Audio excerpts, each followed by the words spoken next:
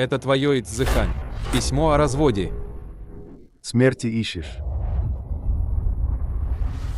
Твоя кость меча. Теперь моя. Я разорву тебя на куски. Я буду будущим главой Школы Небесного Меча.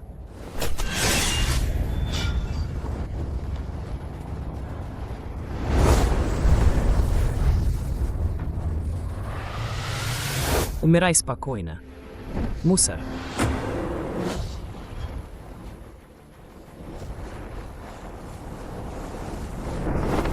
Я не могу умереть. Месть Мо Юаню я должен совершить.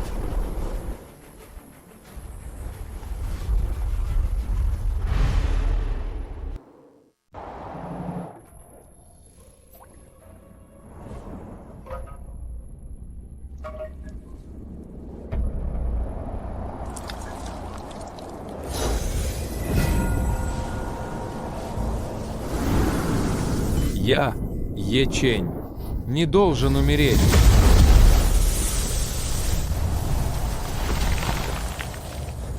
Кость меча возродилась.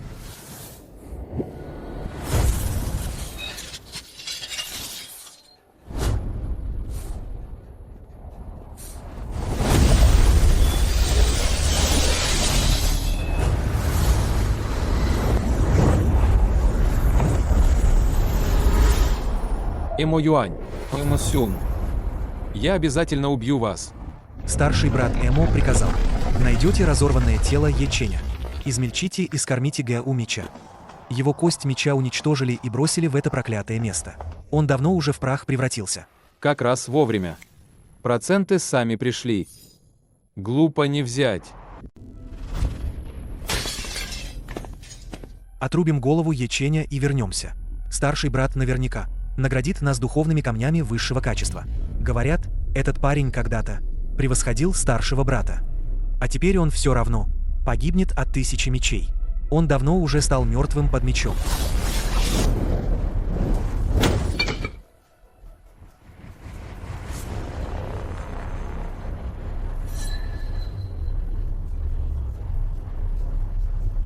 Ты Ечень. Ты не умер. Вы хотите мою голову? Спросите у моего меча, согласен ли он.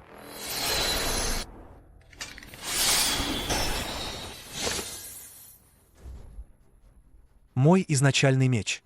Что ты с нами сделал?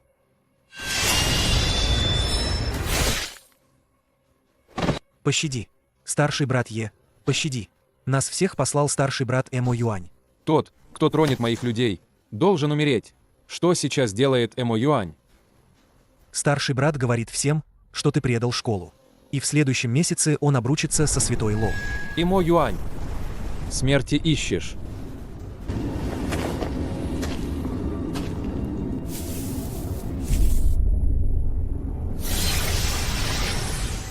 Это засада, устроенная Эмо Юанем.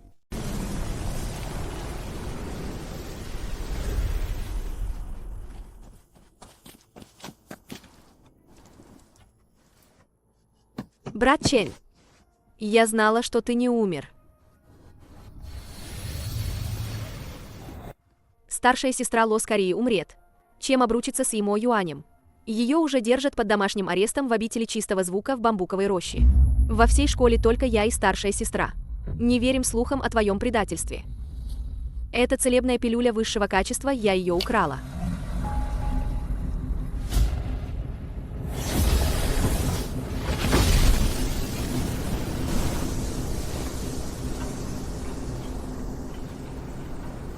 Понял.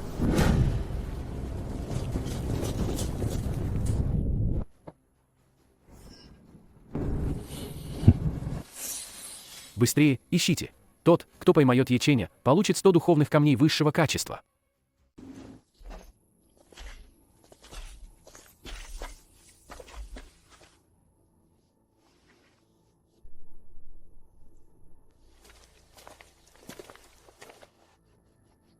Разве это не Ечень, предатель и ничтожество? Как раз поймаю тебя и получу награду. Брат Чень, их много.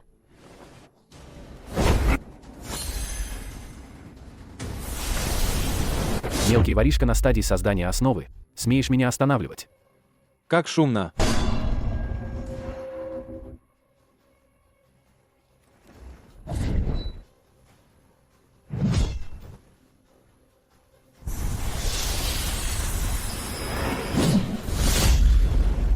Ах, моя рука. Это лишь 1%.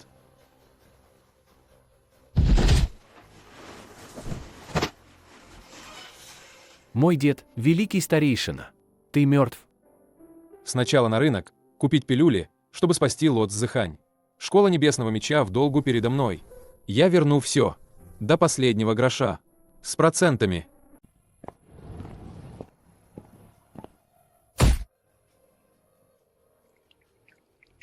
Старик, этот трактат по мечу мой. Это же семейная реликвия. Посмеешь сопротивляться. Меня прикрывает великий старейшина Эмосюн.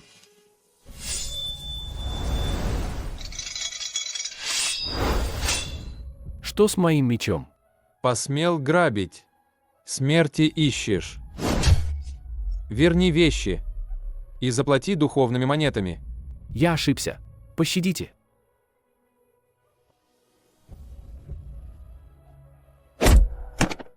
Еще раз посмеешь притеснять бродячих заклинателей. Я лишу тебя культивации.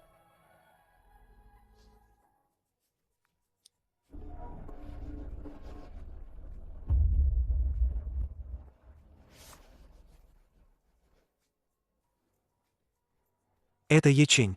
Быстро доложите. Ячень не умер. Он на рынке Цанлань.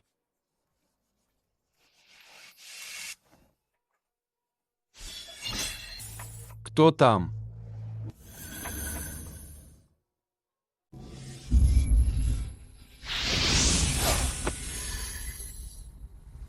Брат ему. Ячень не умер.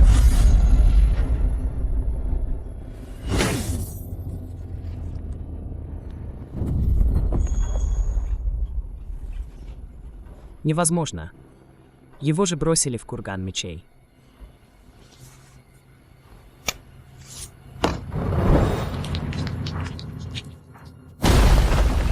Проклятое отторжение. Ячень должен умереть.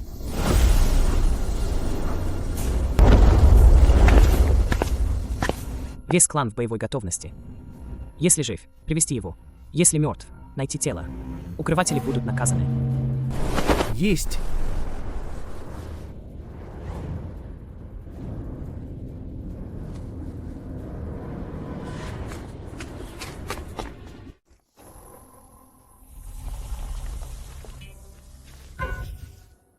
Такая строгая охрана. Как мне войти?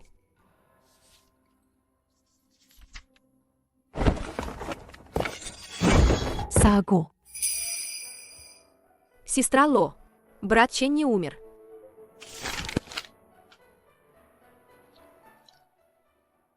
Я так и знала. Он не мог умереть. Я всегда верила, что он не предаст школу. И не исчезнет просто так.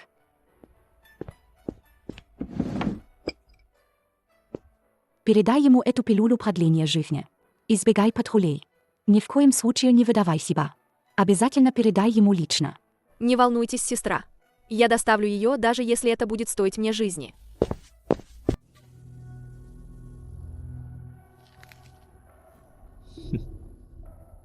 Связь с Яченем. Я немедленно доложу старшему брату.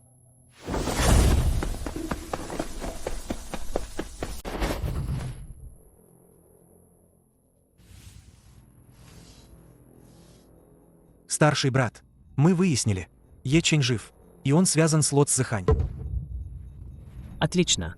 Наконец-то он осмелился показаться.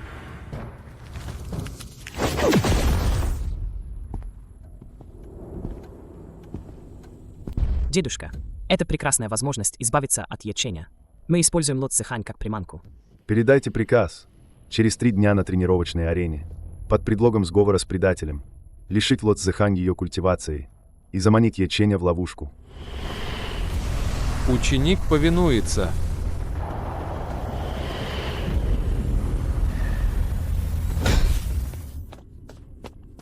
Брат Чен, Имо Юань собирается лишить сестру Ло ее культивации на тренировочной арене. Даже если это будет гора мечей и море огня. Я должен пойти и спасти ее.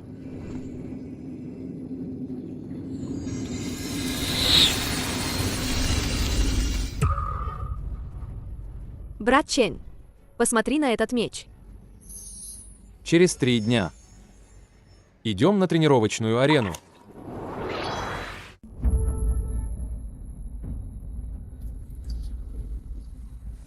Ечень предал школу и сбежал. Ло Цзэхань вступила в сговор с предателем. Если Ечень не появится в течение 3 благовоний, немедленно лишить ее духовного корня.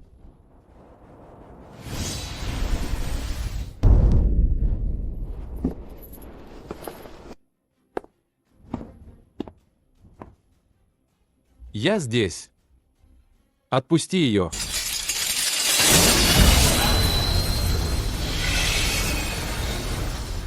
Мой меч вышел из-под контроля. Это феномен, 10 тысяч мечей склоняются.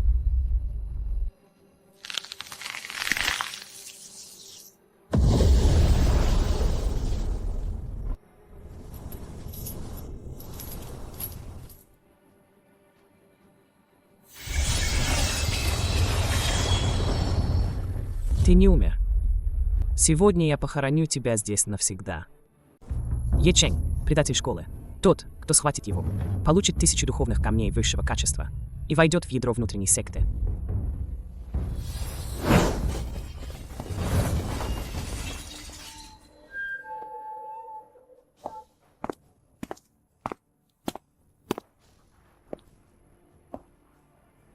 Тысяча духовных камней.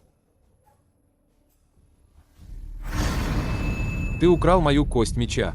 И хочешь купить мою жизнь за такую мелочь? Все-таки ты узнал.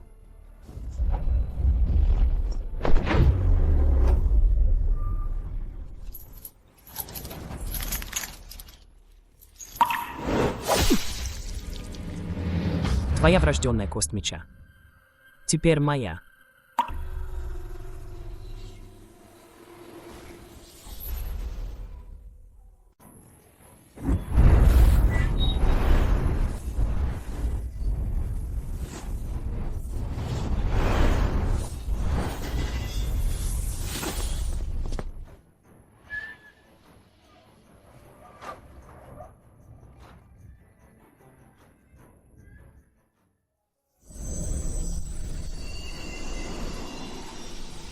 Твоя врожденная кость меча.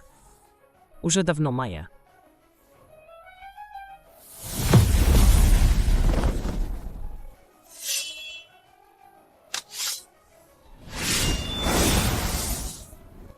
Ечень, прими мой меч.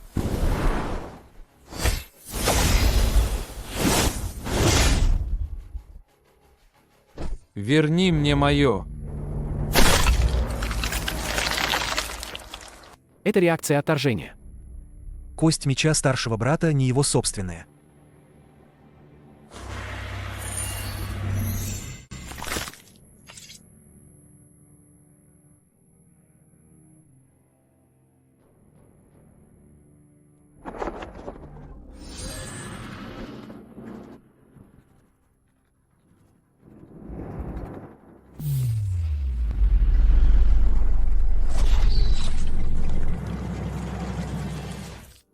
Се-се.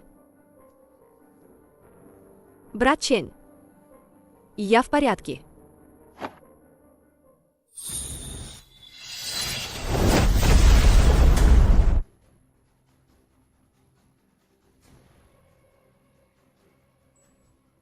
Это игла, пожирающая кости, из школы Цинсуань.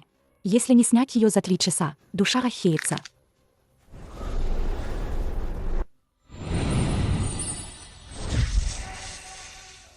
Смерти ищешь.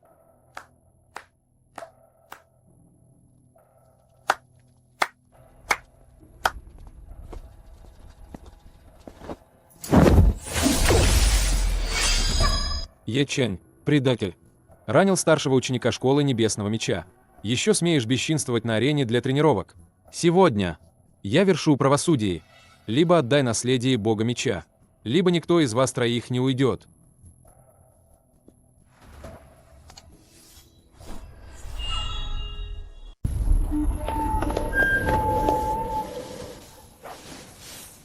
Главный вход перекрыт. Тайный проход за горой ведет вниз. Сначала найдем место, чтобы снять яд с Хиаго. Хорошо, отступаем.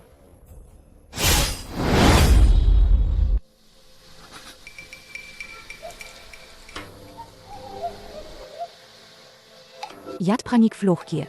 Она не продержится и получаса.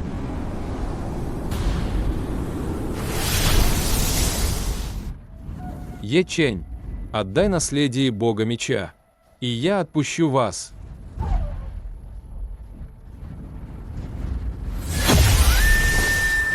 Десять тысяч мечей склоняются.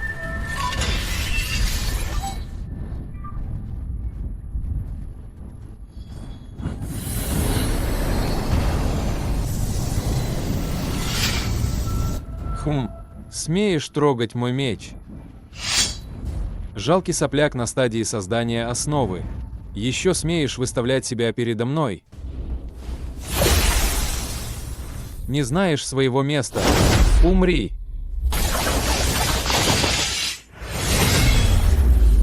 Мечевая стена. Держать.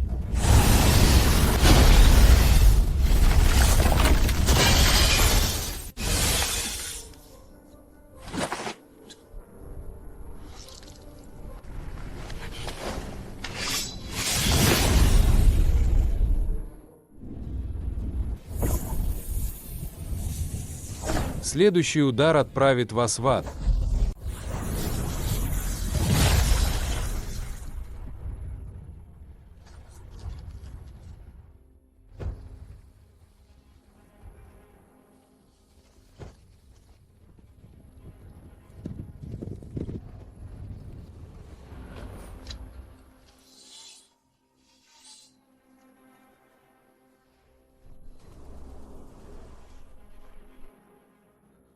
Сопляк, сегодня тебе не сбежать. Не бойся, у меня есть план.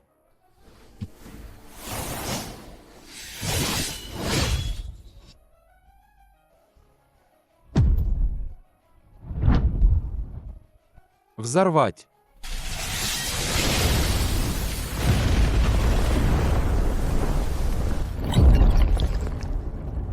Мерзавец, смеешь использовать грязные трюки?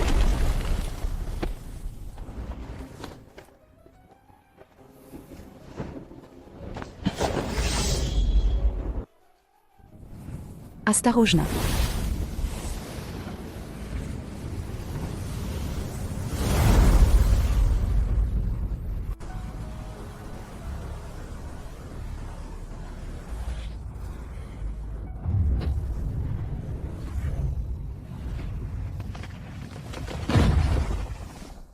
В погоню за ними.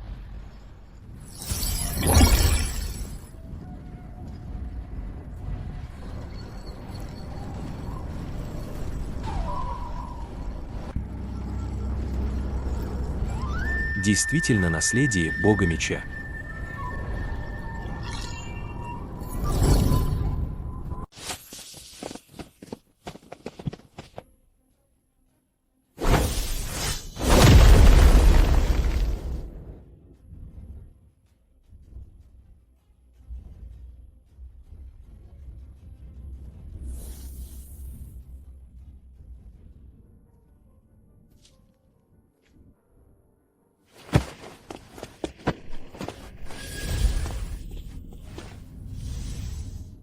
Это яд Цинсюань от Лю Цана.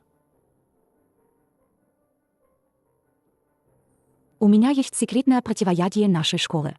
Мэмэ.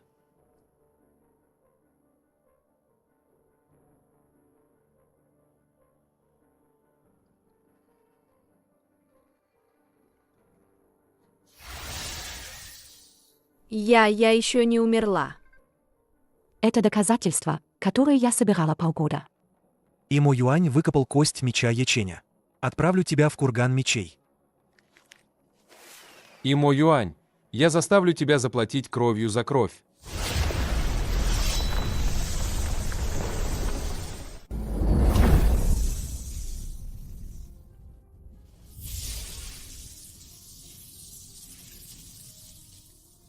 Кто там?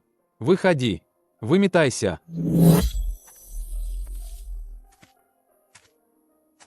Ечень, мне нужно с тобой поговорить.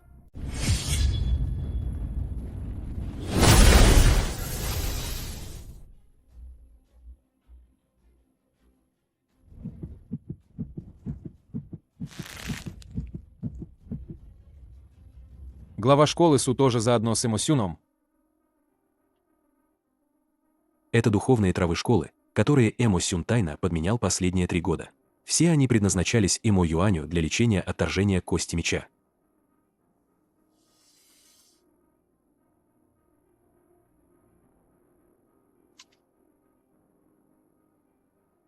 Почему я должен тебе верить на слово?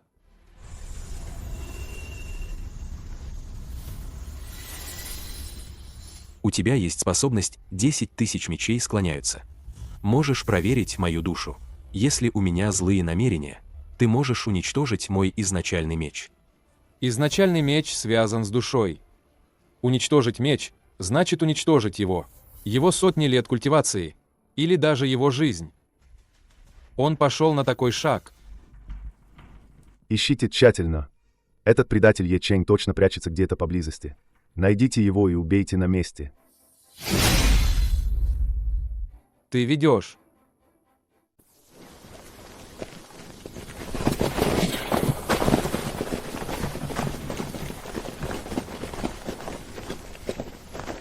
Ищите.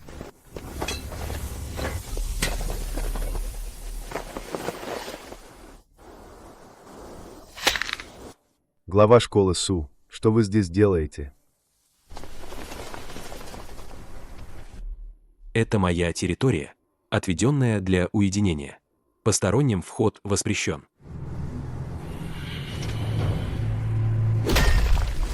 Су Сюаньцин, не смей давить на меня своим статусом главы школы. Ты что, намеренно покрываешь предателя Еченя? Хм. Великий старейшина. Нужны доказательства. Дело Еченя о предательстве школы еще не решено. Ты постоянно называешь его предателем. Пытаешься обойти главу школы и сам вынести приговор.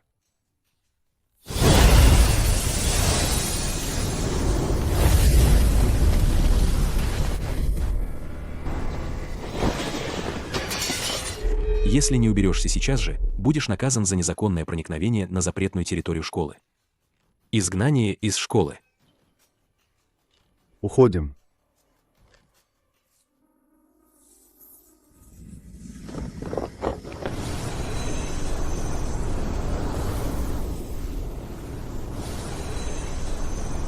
Ечень, ты собираешься прорваться на стадию золотого ядра.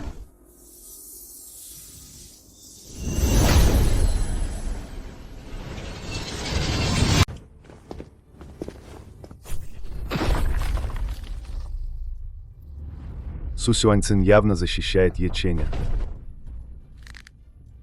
Что он задумал? Через 10 дней – великая церемония школы. Он хочет обнародовать доказательства преступлений и оправдать Еченя. Мы должны действовать первыми. Пусть смертники проникнут в гвардию церемонии. Как только Ечень появится, убить его на месте, а потом обвинение в убийстве. Свалить на Су Сюаньцина. Скажем, что он тайно сговорился с предателем Еченем, и мы поймали его на месте преступления и убили. Заодно избавимся от этого надоедливого главы школы. Дедушка, ваш план великолепен.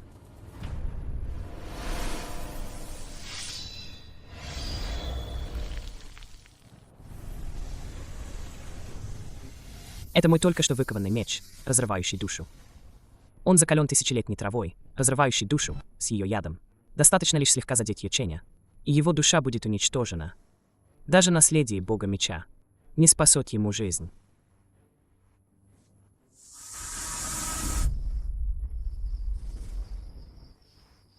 Они собираются действовать так жестоко.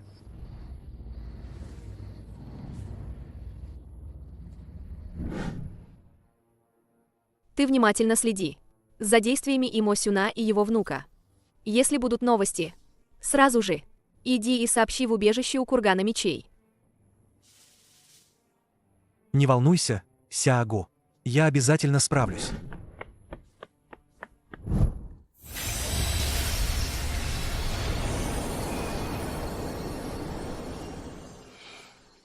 Остался последний шаг. Золотое ядро будет сформировано.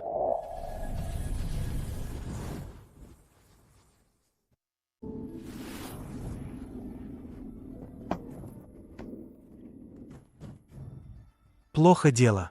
Имо Юань хочет убить вас на церемонии.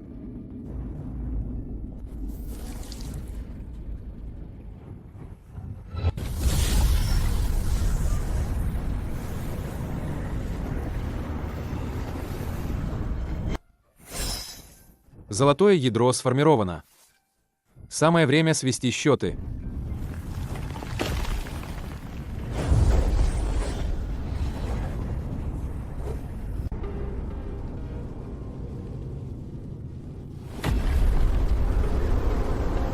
Завтра, как только увидите Яченя, убейте его без пощады. Есть.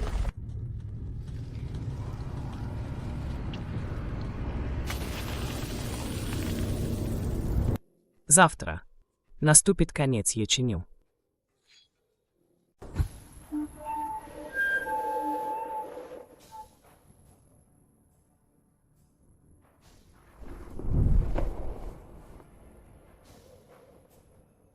Этот человек.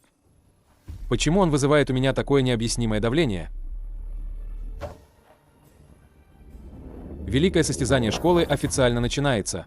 Участвующие ученики, по очереди подойдите и вытяните номер для поединка.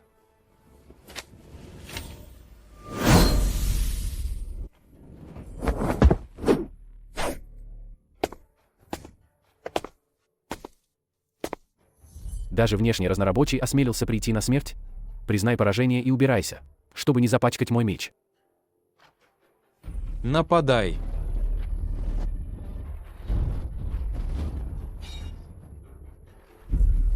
Ты?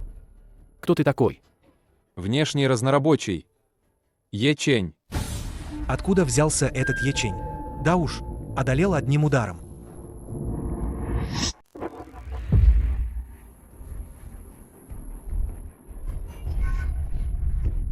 Это слишком круто. Одолел одним ударом. Ужасающе. Да.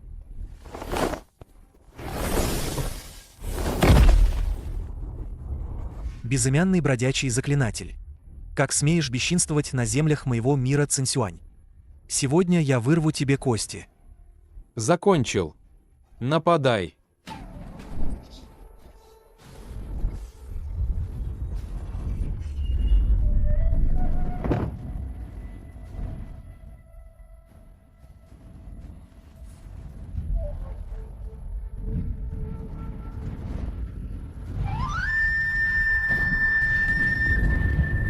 Ячень.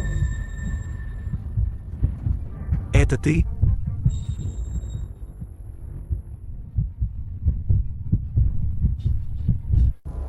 Он жульничает. С его мечом что-то не так. Я требую обыска.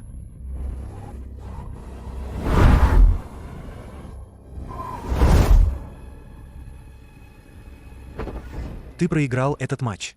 Эти духовные камни высшего качества твои. Кто жульничал? Кто? Что? Неужели это так? Это слишком. Квалификация Яченя действительно. Матч продолжается. Обязательно передайте лично в руки Яченю. Мымэ.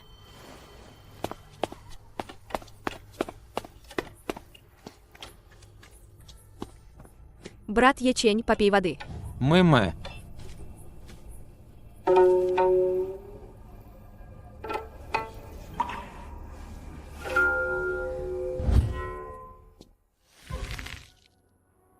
Ячень, ты действительно не умер. Ячень, раз уж вернулся, зачем прятаться?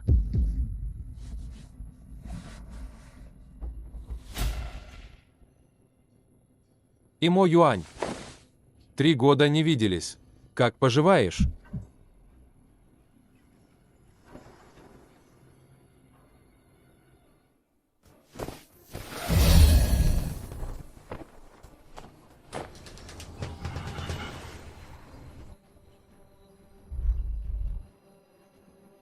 Предатель и отступник. Как смеешь появляться на великих соревнованиях школы? Где отряд правопорядка? Взять его.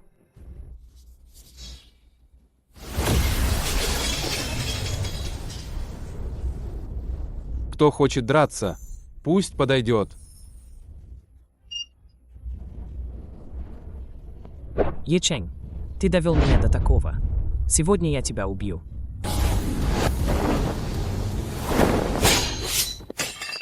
Эмо Юань, ты сговорился с чужой школой. Подставил своих.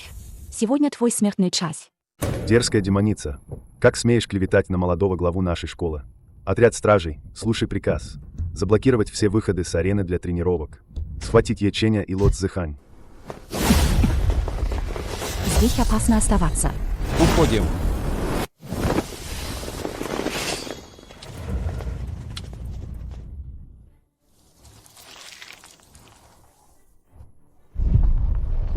Ячень, тебе не сбежать. Отдай наследие бога меча. И, возможно, останешься цел. Хватит болтать. Хочешь наследие? Возьми сам.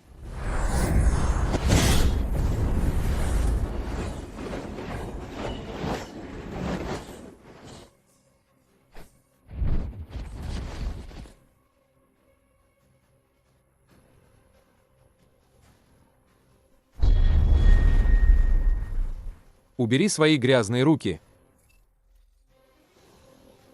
Мои руки. Ечень, я убью тебя.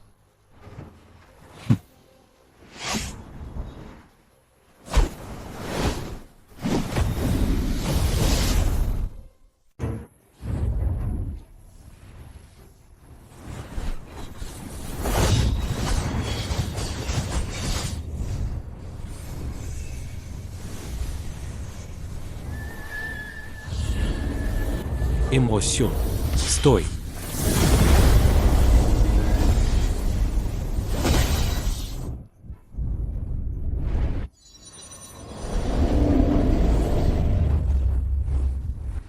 Состязание приостановлено. Дело Еченя должно быть пересмотрено. Сусюань Цин. Ячень, предатель и отступник. Доказательства налицо. И ты все еще его покрываешь.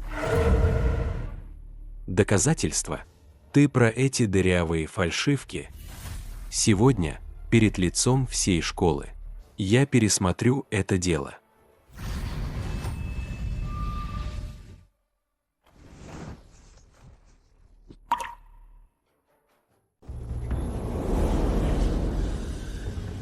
Ох! Глава школы надел одеяние, которое носят только на церемонии поклонения небесам и передачи власти. Бело-золотое ритуальное одеяние. В конце концов, это пересмотр несправедливого дела 3-летней давности. Это касается репутации школы. Естественно, это должно быть проведено с величайшей торжественностью. Сегодня проводится открытое судебное разбирательство для всей школы. Это касается 100-летней репутации школы Небесного Меча и законности школы. Мы должны с величайшей торжественностью восстановить справедливость для жертвы и вернуть ясность всей школе. Это доказательство того, как Эмо Юань годами присваивал ресурсы школы. Мы можем это подтвердить.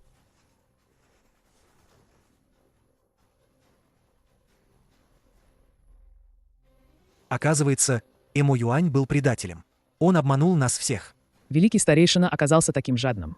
Это просто возмутительно. И что с того, что доказательства неопровержимы? Ячень незаконно проник в школу. Ранил учеников на состязании. По правилам школы, его следует казнить. А еще он вступил в сговор с чужаками. Правда о деле Эмо Сюна, Эмо Юаня и Еченя раскрыта. Вы подставили собратьев, присвоили ресурсы школы, злоупотребили властью. За все эти преступления ваши культивации будут немедленно отменены. Вы будете изгнаны из школы Небесного Меча и никогда не будете приняты обратно. Хочешь сбежать? Сначала верни мне то, что должен. Хочешь лишить меня культивации? Мечтаешь? Даже если умру, я потащу вас за собой.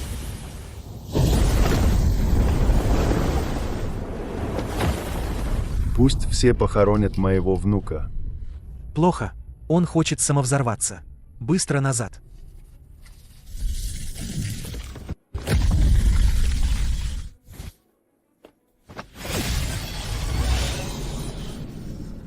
Щит 10 000 мечей.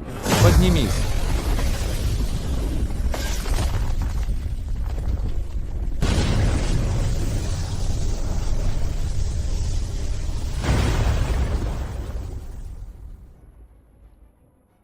Как?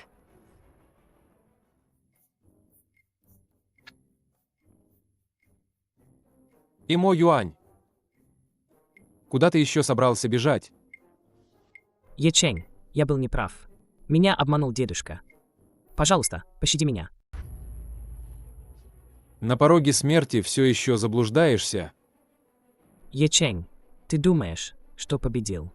Я тебе скажу. Ты не победишь. Ты никогда не победишь. Это талисман призыва.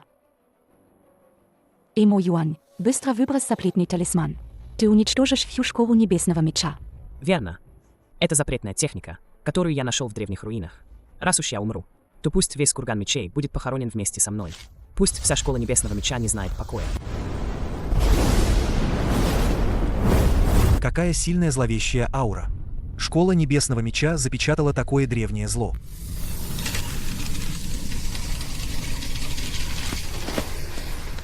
Зловещая ци проникает в тело. Быстро используйте культивацию, чтобы сопротивляться. Курган мечей. В кургане мечей что-то случилось. Ячень, это аура древнего зловещего меча. Ни одного. Их много. Имо Юань, этот безумец снял печать.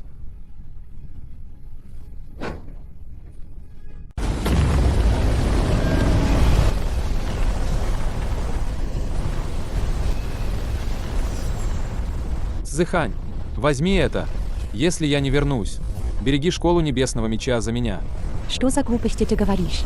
Ты должен вернуться.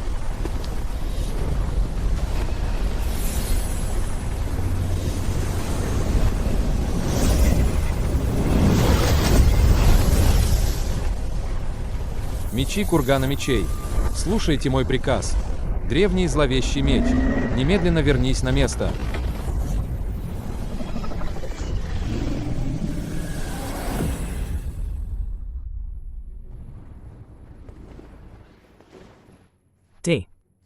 Ты, древний бог меча. Имо Юань, ты подставил собратьев по школе, уничтожил верных, вступил в сговор с внешними врагами, высвободил запретное искусство. Твои преступления непростительны. Я, именем главного ученика школы Небесного Меча, приговариваю тебя лишить культивации, заточить в кургане мечей. Навечно.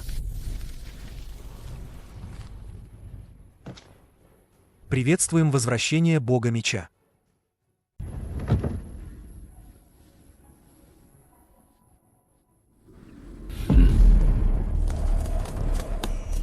Глава школы Су. Какая дерзость. Остаток предателя школы. И несколькими словами он уже обелен. Еще и бог меча. Смешно. Глава школы Лю. Это внутренние дела моей школы Небесного Меча. Когда это ты стал вмешиваться? Внутренние дела. Ячень ранил моего главного ученика школы Цинсюань, Линь Юэ, на великом состязании школ. Этот счет. Ты говоришь мне, что это внутреннее дело. Линь Юэ проиграл в честном поединке. Его навыки были хуже. Глава школы Лю хочет за него заступиться. Это значит сказать всем, что школа Цинсюань не умеет проигрывать. Острый язык. Ячень, ты вступил в сговор с остатками Эмо Сюна, похитил наследие древнего бога меча, истреблял собратьев по школе. Сегодня я исполню волю небес. Лю Цан, ты осмеливаешься действовать в главном зале моей школы Небесного Меча. Ты считаешь, что в моей школе Небесного Меча никого нет? Глава школы Су. Это совместный указ Альянса Заклинателей. Дело Яченя. Уже потрясло весь мир Цинсюань. Все школы совместно требуют публичного разбирательства. Не пытайся все скрыть. Что ты хочешь? Просто. Через 3 дня. На вершине пика Цинсюань состоятся дебаты АДА на пике Цинсюань. Все школы совместно будут судить Яченя. Если он действительно невиновен, то его невиновность будет доказана. Если его вина будет подтверждена, то он будет наказан по правилам мира заклинателей. Ячень, это ловушка. Люцан наверняка объединился с остаточными силами Имо Юна. Навредить тебе на дебатах АДА. Хорошо. Через 3 дня. На вершине пика Цэнсюань. Я, Е Чень, приму вызов до конца. Е Чень, у тебя есть смелость. Увидимся через 3 дня. Е Чень, ты слишком импульсивен. Дебаты АДА на пике Цэнсюань – это великое событие, организованное совместно всеми школами. Если Лю Цан там начнет действовать. Глава школы Су. Если я не приму вызов, у него будет законный повод для нападения на школу Небесного Меча. Вместо того, чтобы пассивно ждать удара, лучше активно встретить бой.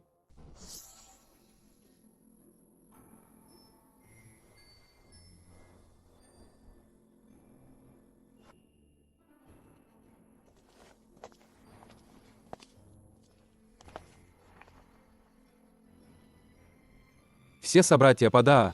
Сегодняшние дебаты АДА на пике Цэнсюань проводятся только для публичного суда над одним человеком, предателем школы Небесного Меча Е Ченем. Он украл наследие древнего бога меча, истреблял собратьев по школе Эмо Юань, Эмо Сюн. Их преступления ужасны.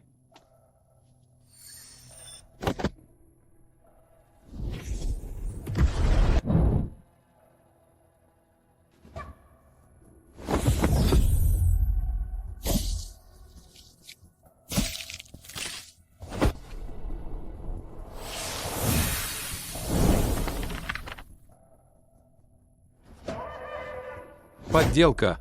Все это подделка. Подделка. Тогда это тоже подделка.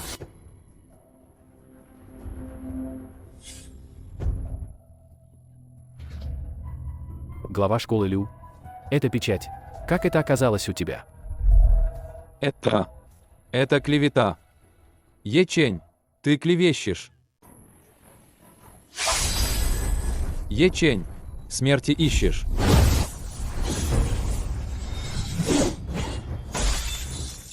Мой изначальный меч.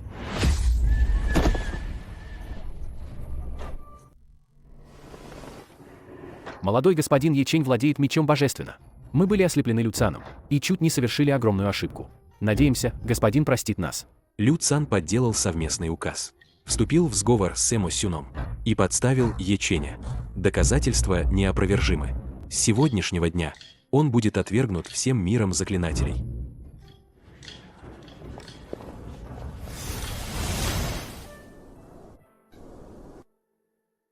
Е Чень, я раньше доверял негодяям и чуть не позволил тебе несправедливо пострадать. С сегодняшнего дня пост главы школы Небесного Меча. Я. Глава школы Су. О прошлом не стоит вспоминать. У меня только одно требование. Говори. Правила школы Небесного Меча. Пора менять. Ресурсы не должны принадлежать лишь немногим. Наследие меча должно быть открыто для всех учеников. Хорошо. Я согласен. Брат Чень, так это и есть курган мечей. Да. Обещал же показать тебе истинное наследие пути меча.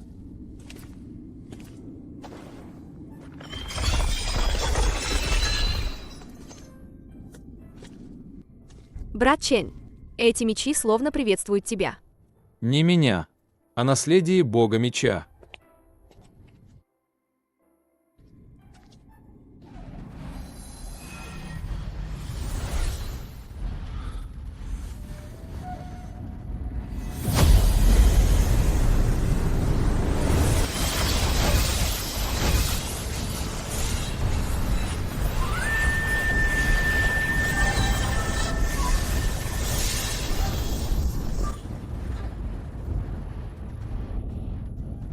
Брат Чень снова прорвался. Теперь кто посмеет нас обидеть? До бога меча. Остался всего один шаг.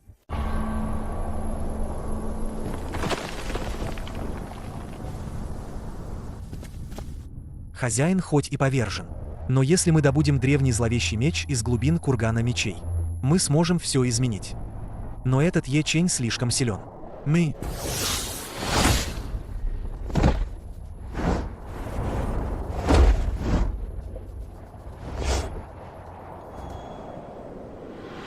Эмо Юань был повержен мной. Вы все еще смеете сеять смуту? Молодой господин Е, пощадите. Нас тоже заставили. Дедушка Эмо Юаня, Эмо Сюн, оставил письмо перед смертью. Он велел нам после его смерти выпустить древний зловещий меч из кургана мечей. Снова древний зловещий меч. Где письмо? Это рукопись Имо Сюна. В глубинах кургана мечей скрыта печать. Местоположение и способ снятия записаны здесь. И еще там есть злой дух демона меча, запечатанный самим древним богом меча на 1000 лет. Неудивительно, что Имо Юань был так безумен перед смертью. Оказывается, он давно знал, что под курганом мечей запечатано это. Ечень, что нам делать? Сначала вернемся во дворец Линсия. Скажи главе Су. А потом я отправлюсь в самую глубь кургана мечей, чтобы укрепить печать.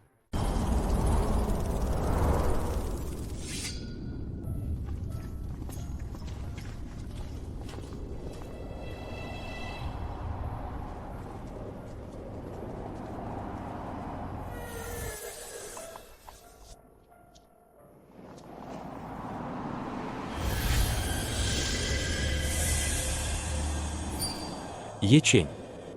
Эта печать почти разрушена. Ты сможешь ее восстановить? Смогу. Но мне нужно время. И потребуется вся сила наследия бога меча. Цзыхань, защити меня. Не волнуйся.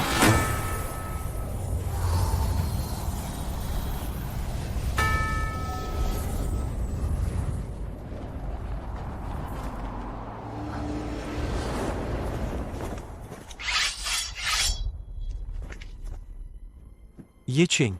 Не ожидал. Да, клан Имо еще не пал. Эмомин, смерти ищешь.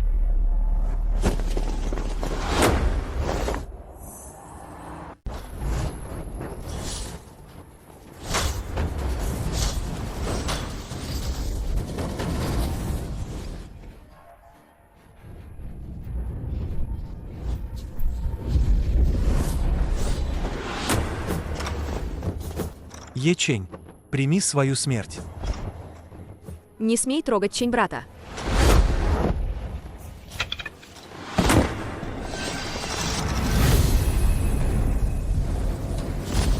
Десять тысяч мечей склоняются.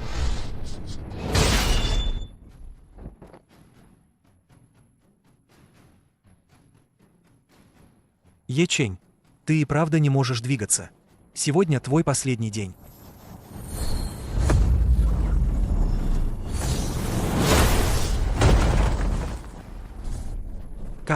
Как это возможно?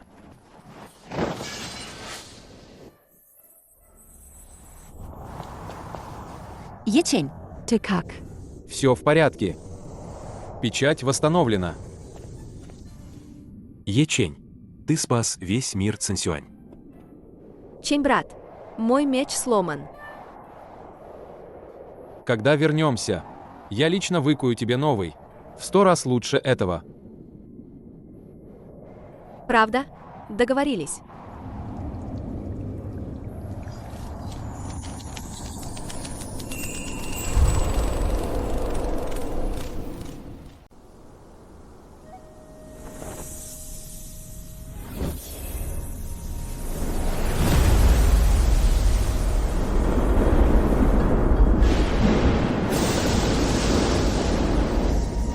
Ечень из мира Цинсюань. Его заслуги сравнимы с творением. Его добродетель равна небу и земле.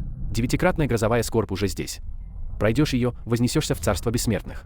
Провалишь, тело и дух будут уничтожены. Это необычная грозовая скорбь Вознесения. Это скорбь древнего бога меча. 9-кратная грозовая скорбь. Я приму ее. Ечень,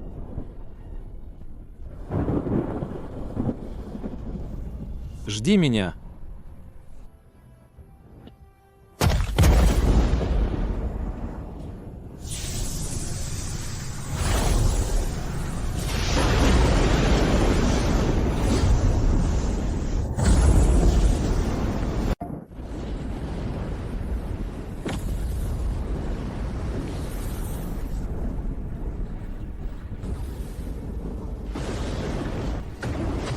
Десять тысяч мечей. Придите.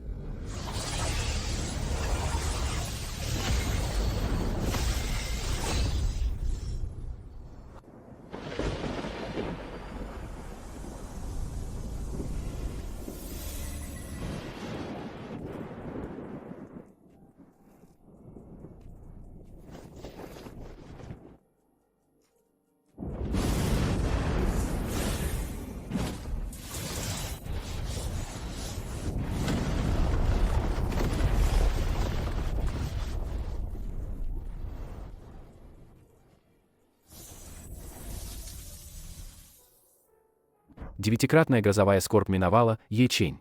Ты теперь истинный бог меча мира Цинсюань. Когда вознестись, решать тебе. Поздравляем бога меча с возвращением на трон. Глава школы Су, мне не нужна должность главы.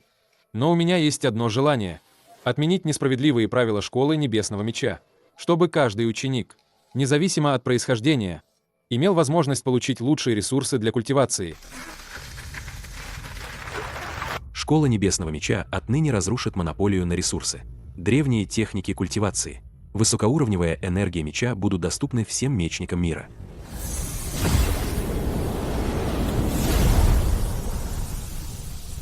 Ечень, ты действительно решил пока не возноситься?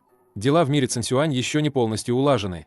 Хотя печать под курганом мечей была усилена, угроза от демона меча все еще остается. И еще остаточные силы школы Цинсюань. Хотя Лю Цан и пал. За ним, возможно, кто-то еще стоит. Куда бы ты ни пошел, я пойду за тобой. Это основная техника наследия бога меча. Я хочу практиковать ее вместе с тобой. Это наследие бога меча. И ты готов поделиться им со мной? Только объединив наши мечи, мы сможем раскрыть максимальную силу. Цзэхань, пойдем вместе в царство бессмертных. Хорошо. Хорошо. Лю Цан, ты меня очень разочаровал. Господин, Ечень слишком силен. Ечень силен. Но он не непобедим. Я уже выяснил.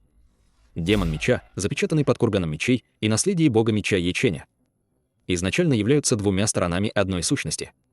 И если мы сможем выманить демона меча, Ечень непременно проиграет. Но печать уже усилена.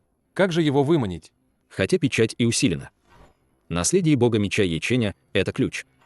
Стоит ему в бою активно призвать силу наследия. И демон меча пробудится. А тот, кто сможет заставить Еченя сражаться в полную силу, ты еще пригодишься.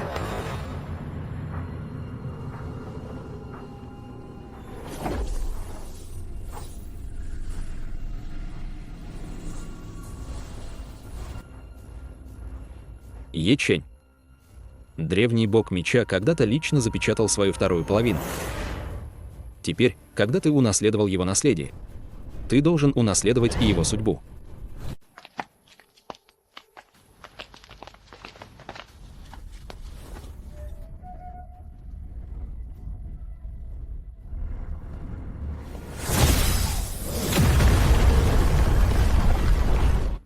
Ечень, выходи и умри. Ечень, выходи и умри. Лю Цан, разве его не лишили силы? Его аура, что-то не так. От него исходит демоническая энергия.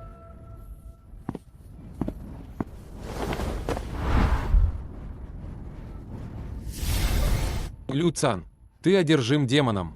Еще не поздно остановиться. Демон, я и есть демон. Ечень, ты разрушил все, что у меня было. Сегодня я заставлю тебя заплатить кровью за кровь.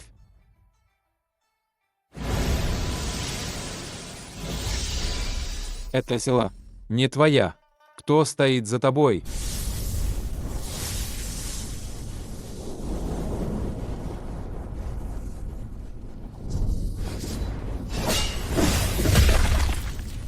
Если так пойдет дальше, он взорвется.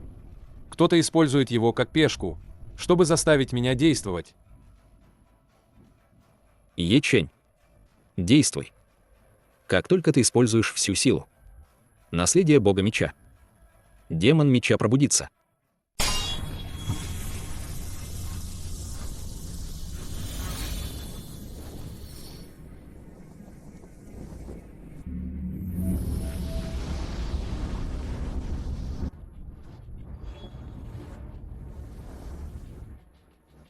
Вот оно что. Тот, кто прячется в тени. Ты просчитался.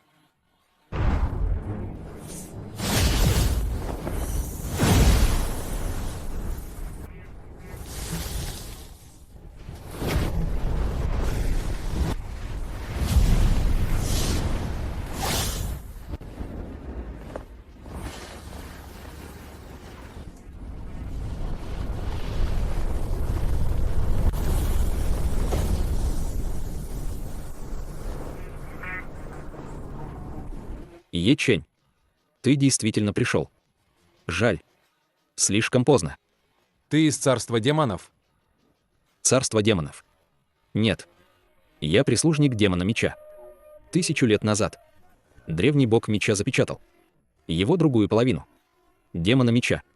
Теперь. Пришло время демону меча вновь явиться.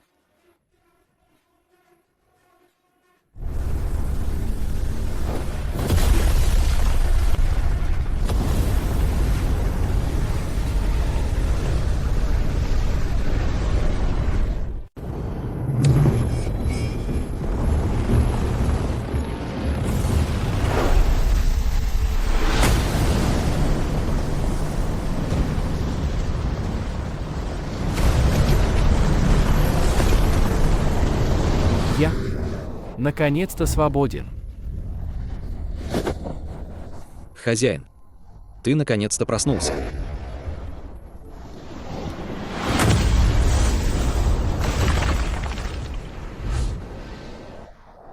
Ты смеешь называть меня хозяином?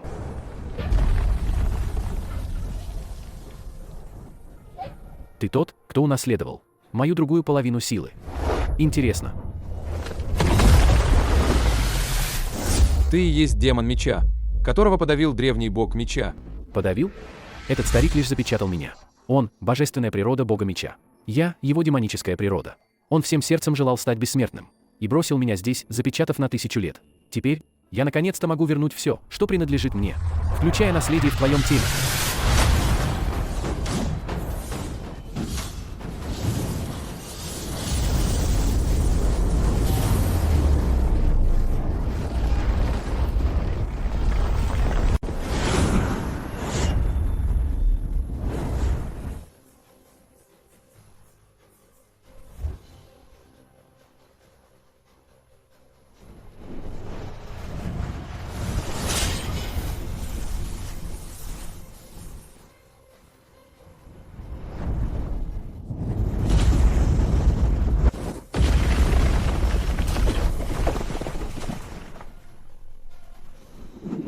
И это все, на что ты способен.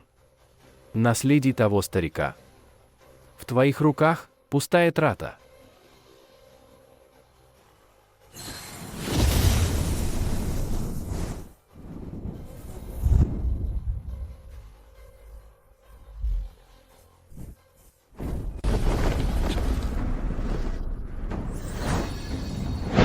Ечень, я помогу тебе.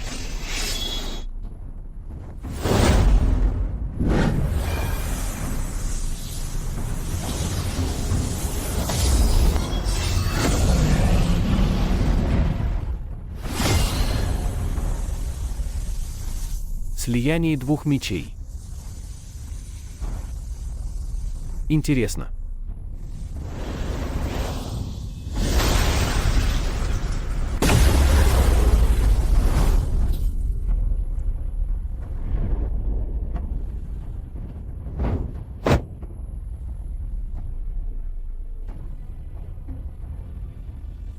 Цзыхань, Я в порядке.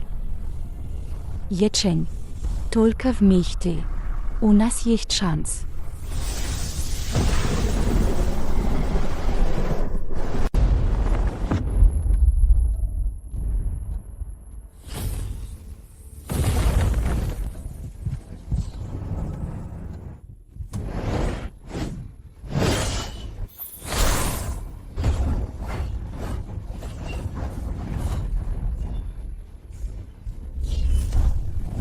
Две букашки смеют со мной тягаться.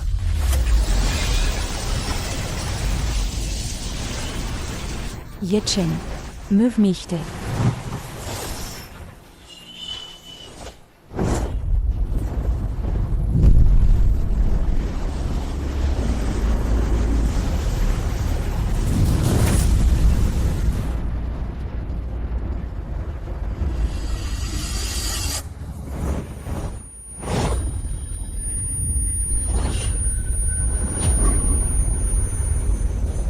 Нет.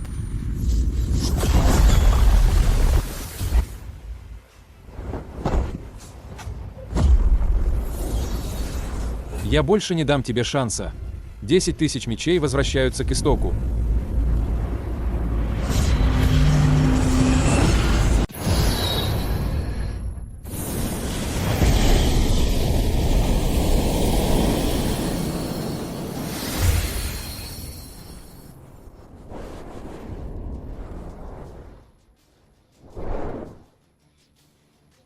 Ячень. Все хорошо. Просто я слишком много потратил сил. Пошли. Возвращаемся в школу Небесного Меча.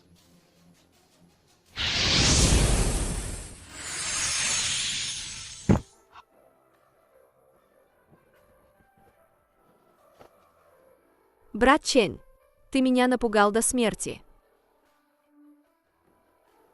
Ну-ну, все хорошо. Я же в порядке, верно? Ечень, ты снова спас мир Цинсюань. От имени школы Небесного Меча и всех заклинателей Цинсюань я выражаю тебе благодарность. Ячень из мира Цинсюань. За уничтожение демона меча и полное свершение заслуг. Немедленно вознесись в царство бессмертных. Без промедления.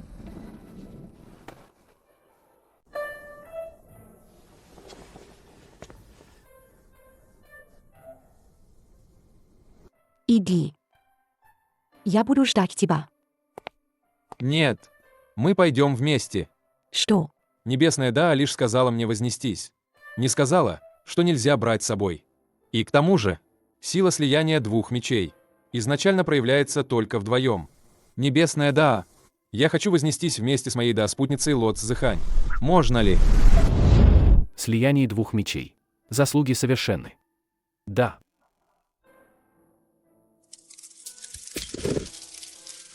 Брат Чень, я тоже хочу. Сяго, ты еще слишком мала. Твоей культивации еще недостаточно. Царство бессмертных слишком опасно. Я не могу взять тебя с собой. Но ты хорошо тренируйся. Когда-нибудь, когда ты станешь достаточно сильной, я приду за тобой. Хорошо.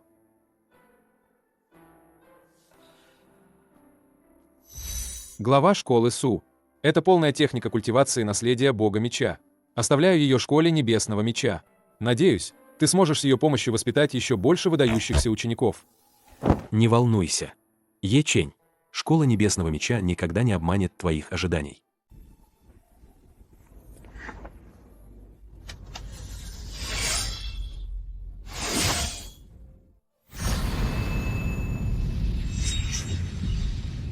Это прощание навсегда. Жители мира Цинсюань. До новых встреч!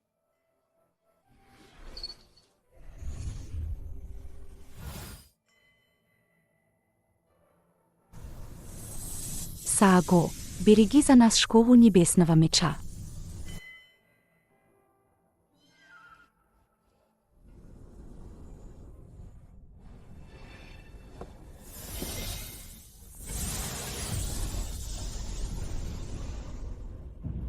Провожаем Бога Меча.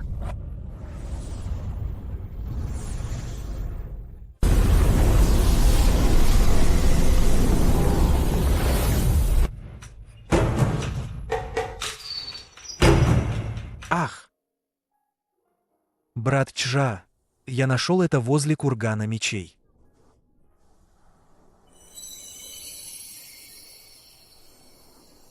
Брат Чень,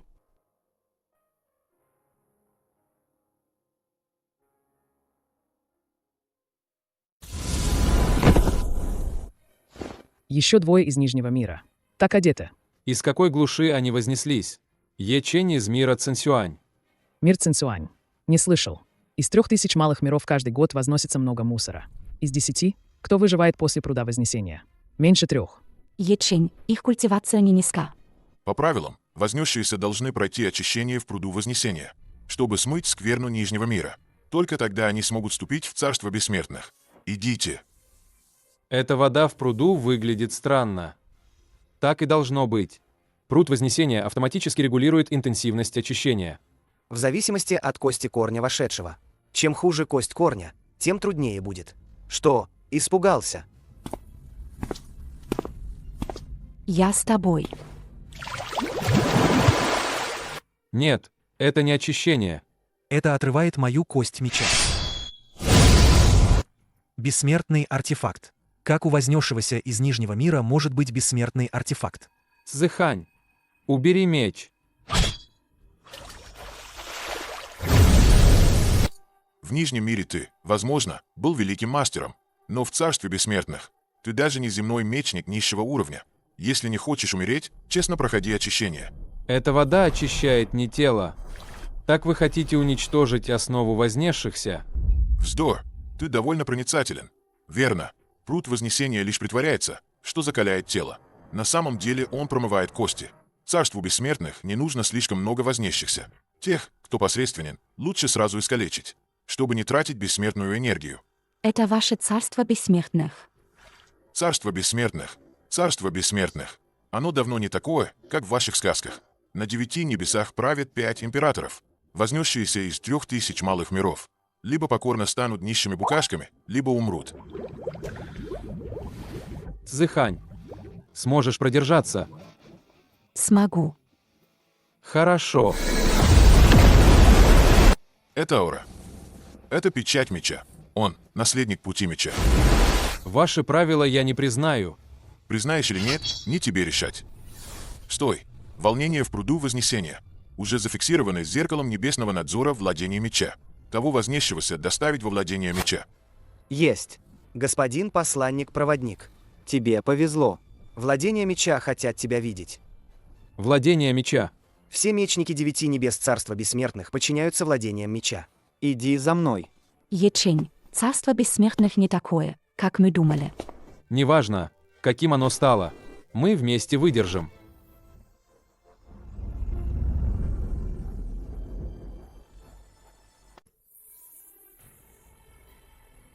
Вознесшиеся из мира Цинцюань, назовите свои имена. Ячень. Она. Моя жена — Ло Цзэхань. Мы вместе совершенствуем путь меча. Зеркало небесного надзора показывает, что формация закалки костей в пруду Вознесения на тебя не действует. От тебя исходит аура древней печати меча. Печать меча. Наследие древнего бога меча. Перед падением каждый бог меча концентрирует всю свою культивацию в печати меча и передает ее преемнику. Шрам от меча над твоей левой бровью — это и есть печать меча. Посланник-проводник знает о боге меча. Кто в царстве бессмертных, не знает. Среди 5 императоров, что когда-то правили 9 небесами, бог меча занимал первое место. Позже он был окружен и убит 4 другими императорами. Судьба печати меча осталась неизвестной. Теперь прошло 8000 лет. Почему 4 императора окружили и убили бога меча? Это не то, о чем вам сейчас следует спрашивать.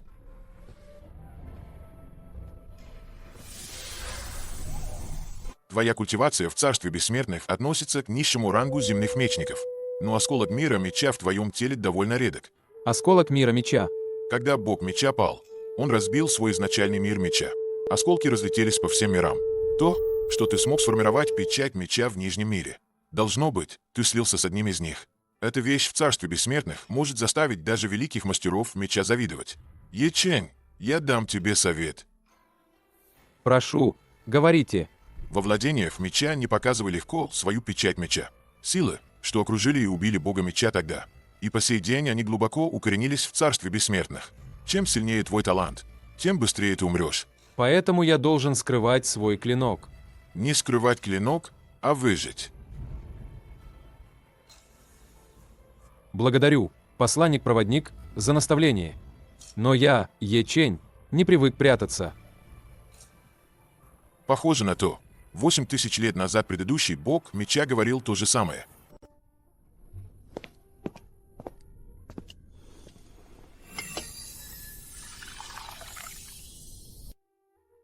Меч сердца этой девушки весьма необычно.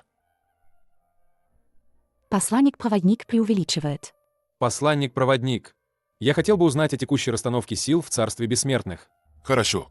Царство бессмертных делится на 9 небес. Мы находимся в первых владениях меча. Далее идут владения пилюль, владения формаций, владения инструментов, владения талисманов, владения духа, владения души, владения времени. 9 небеса — это императорские владения. 5 императоров восседают в императорских владениях, управляя всеми правилами царства бессмертных. 5 императоров. император Цанлун, император Фэнхуан, император Сюанью, император Байху, а также место бога меча пустует уже 8000 лет. Под 4 императорами. Каждое владение имеет своего владыку. Владыка владения меча, почтенный меч Цинь Цзи. Он считается сильнейшим заклинателем меча в царстве бессмертных. И он же глава ветви небесного меча.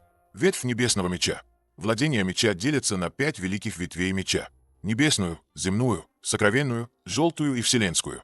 Ветвь небесного меча – сильнейшая. Ветвь вселенского меча – слабейшая. Если хочешь закрепиться во владениях меча, тебе нужно выбрать ветвь и присоединиться. Господин посланник-проводник. Ветви небесного, земного и сокровенного меча прислали людей. Говорят, хотят видеть того, кто вознесся сегодня из пруда Вознесения. Новости так быстро распространились. 5 глав ветвей тоже уже знают. Похоже, тебе не удастся скрыться. Люди из 5 великих ветвей меча. Разбирайся с ними сам. Как говорится, на каждую атаку найдется свой ответ.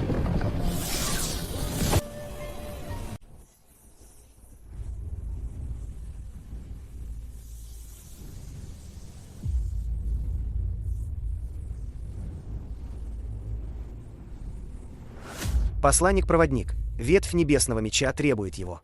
Цинь-Ли, твоя ветвь небесного меча в этом году уже забрала 7 вознесшихся. Это должен принадлежать земному мечу. Ветвь сокровенного меча в этом году никого не получила. Этот мне нужен.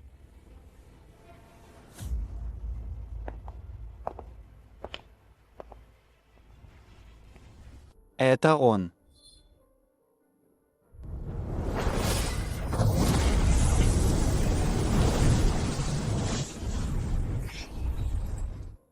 Печать меча. Отметина древнего бога меча. 8000 лет. Наконец-то она снова появилась. Как тебя зовут? Ечень. Из какого ты мира? Это же. Остался от вхождения печати меча в тело. Когда это произошло? Больше 3 лет назад. 3 года. Тогда ты не знаешь одного человека. Кого? В вашем мире, Цянь-Сюань, был ли заклинатель меча по имени Цинь-Уфа? Цинь-Уфа. Я видел это имя на стеле с именами прошлых глав Школы Меча. Предыдущий глава Школы Небесного Меча. Предпредыдущий глава Школы Небесного Меча. 1000 лет назад вознесся в Царство Бессмертных. Пропал без вести. Он мой отец. Цинь-Уфа, ты говоришь о том, кто вознесся из мира Цинь-Сюань. А потом предал владение меча. Он не предатель. 1000 лет назад мой отец вознесся в Царство Бессмертных. Присоединился к ветви Небесного Меча. Позже. Он раскрыл некоторые секреты древнего бога меча. Это разгневало кое-кого. Они обвинили его в предательстве. Что с ним случилось? Его культивация была уничтожена. Его бросили в самые глубокие недра запретной зоны кургана мечей. Он до сих пор жив. Где он сейчас? В самых глубоких недрах леса с тел мечей во владениях меча. Я могу видеть его только раз в 10 лет. Ты смог активировать печать меча. Это значит, что ты получил признание бога меча. У бога меча когда-то была связь с моим отцом. Поэтому сегодня ветвь небесного меча забирает тебя. Цинь-Ли, ты рассказываешь эти старые истории, чтобы наладить связи. Независимо от его происхождения, ветвь сокровенного меча тоже будет бороться. Если вы двое хотите сражаться за него сегодня, тогда давайте сразимся на мечах по правилам владения меча. Ты серьезно? Я, Цинь-Ли, никогда не шучу. Вам не нужно спорить. По приказу почтенного меча, Ечень временно не присоединится ни к одной ветви. Сначала отправляйся в лес тел мечей, чтобы пройти вступительное испытание. Лес тел мечей. Это место, куда допускаются только основные ученики. Это приказ самого почтенного меча. Ечень. В лесу с тел мечей погребены остаточные души с намерением меча прошлых поколений заклинателей меча. Пройдешь испытание, тогда сможешь остаться во владениях меча. Не пройдешь, будешь изгнан. Я пойду. В глубине леса с тел мечей находится остаточная душа моего отца. Если ты его увидишь, скажи ему, что сын все это время ждет его возвращения. Уровни заклинателей меча в царстве бессмертных. Запомни, от низшего к высшему. Земной мечник, небесный мечник, великий мастер меча, магистр меча, почтенный меч, император меча. Сейчас я самый низший земной мечник. Точнее, земной мечник 1-го ранга. Всего 9 рангов. Всего 9 рангов. С каждым прорывом на новый ранг. Эссенция меча внутри тела будет уплотняться вдвое. Твоя ци меча очень чиста, но по количественным стандартам это самый низкий уровень. Расскажи мне правила леса стел мечей. В лесу стел мечей всего 99 стел мечей. Пройдя одну, постигаешь одно намерение меча. Пройдя 3 стелы, становишься земным мечником. Пройдя 10 стел, небесным мечником. Пройдя 30 стел, великим мастером меча. Рекорд по самому высокому таланту за всю историю. Это прохождение 15 стел при первом входе. Кто его установил? Предыдущий бог меча. 800 лет назад он впервые вошел в лес стел мечей. И преодолел 23. 23. Тогда моя цель — 24. Слишком самоуверенно. Знаешь, какой там процент отсева в лесу стел мечей? Из 10 вошедших 8 застревают уже у первой стелы. Атака меча направлена прямо на душу. Не выдержишь, получишь тяжелые ранения. Ячень, я пойду с тобой. Нет, ты не мечник. В лес стел мечей допускаются только обладатели мечей. Я тоже практикую путь меча.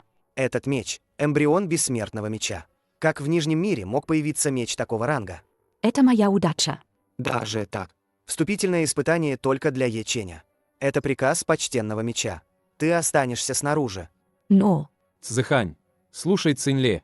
Я войду один. Будь осторожен. Это тот, из-за кого был переполох в пруду Вознесения. Говорят, у него печать меча. Вздор. У него же только первый ранг земного мечника. Первый ранг. Первый ранг. Я с 3-м рангом вошел, и меня вышвырнуло первой же стелой. Он что, смерти ищет? Ячень, прежде чем войдешь, я предупреждаю тебя. В лесу стел мечей нет пути назад. Войдя туда, нужно пройти 3 стела подряд, чтобы выйти по своей воле. Если не пройдешь, воспоминания поглотят тебя, и душа будет повреждена. Понял. Вперед!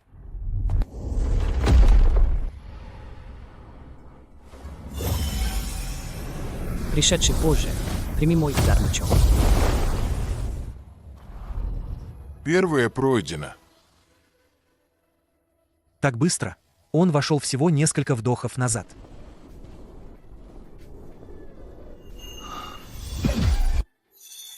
Вторая пройдена. Третья тоже пройдена напрямую.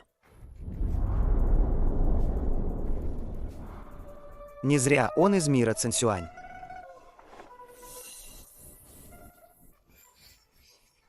Это аура. Это остаток души бога меча.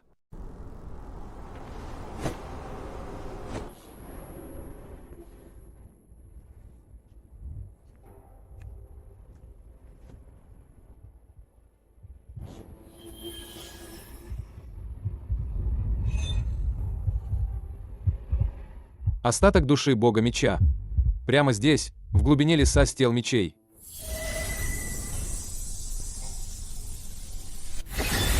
Щит 10 тысяч мечей. Больше не пассивная защита. Активная атака.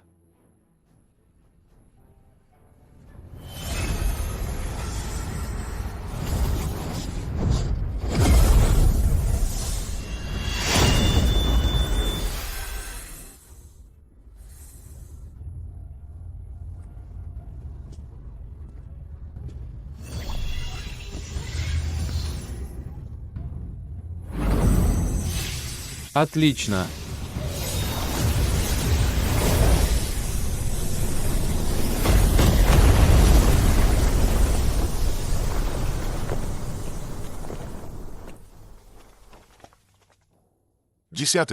Десятое стело пройдено.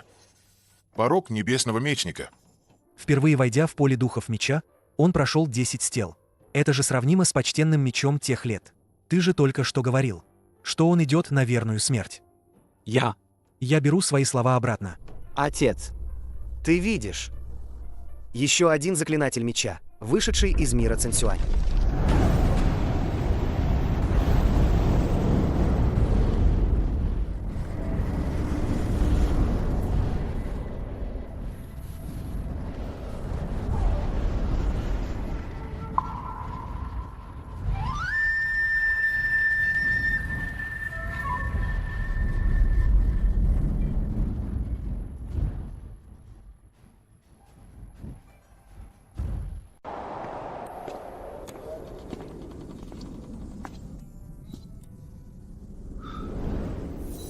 Это остаток души бога меча ведет меня.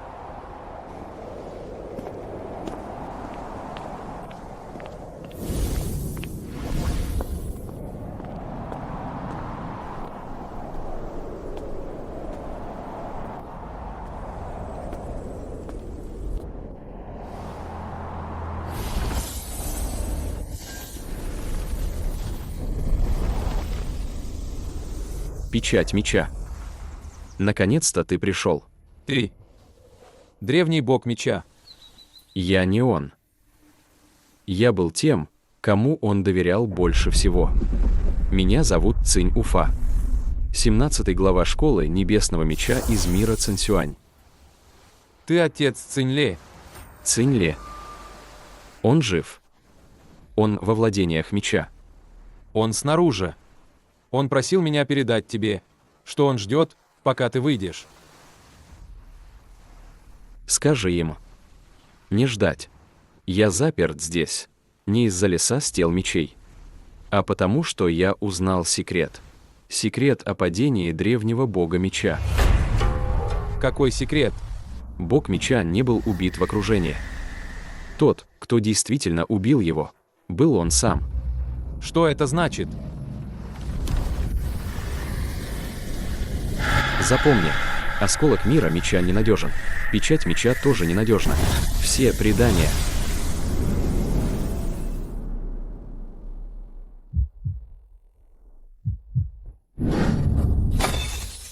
Печать запретной зоны леса с тел мечей была затронута.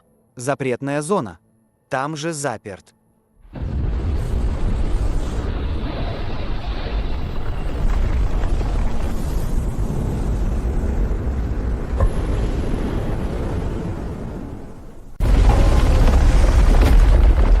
Печать запретной зоны затронута.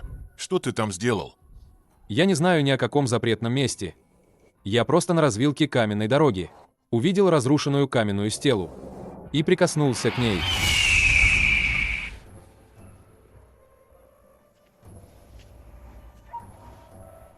Ты его видел? Видел.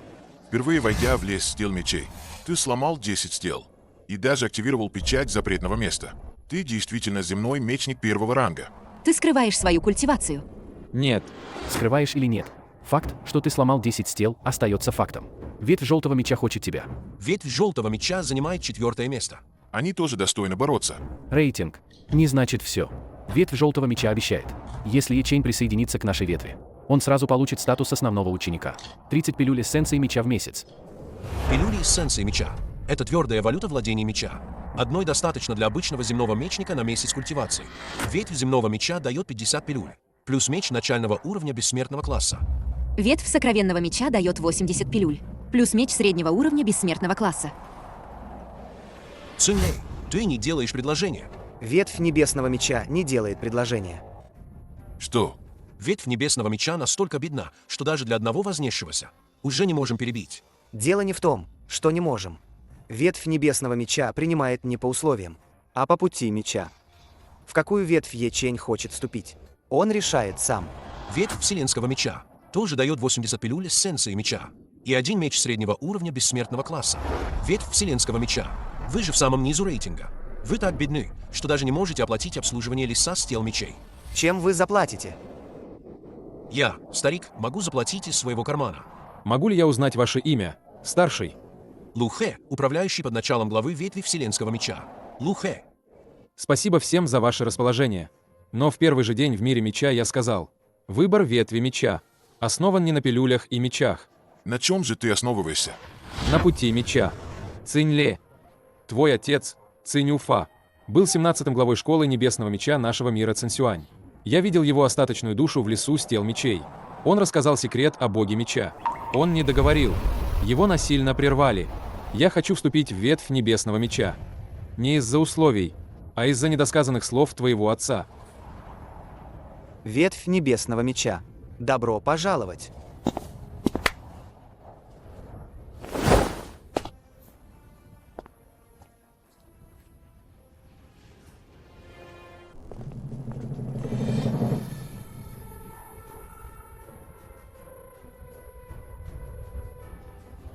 Что это? Меч наследия ветви небесного меча. Сломан лично богом меча 8000 лет назад. Причина. Никто не знает. В настоящее время в ветви небесного меча 320 учеников. 12 основных учеников. Повседневными делами ветви небесного меча руководит заместитель главы. Ты временно будешь внешним учеником. Через 3 месяца будет экзамен для основных учеников. Если пройдешь. Сможешь сразу повыситься. Это хлопотно. Есть еще кое-что. Ее размещение. Я жена Яченя. Он присоединяется к ветви небесного меча. Я следую за ним. Правила владения меча. Немечникам запрещено проживать на территории ветви меча. Я же сказала. Я мечник. Этот меч. Материал. Камень бессмертной зари из царства бессмертных. Производится только в долине 100 цветов. Как у тебя, вознесшийся из Нижнего мира. Может быть меч, выкованный из камня бессмертной зари долины 100 цветов. Я случайно получила его в мире Цинсуань. Ты знаешь, что такое долина 100 цветов в царстве бессмертных? 9 небес.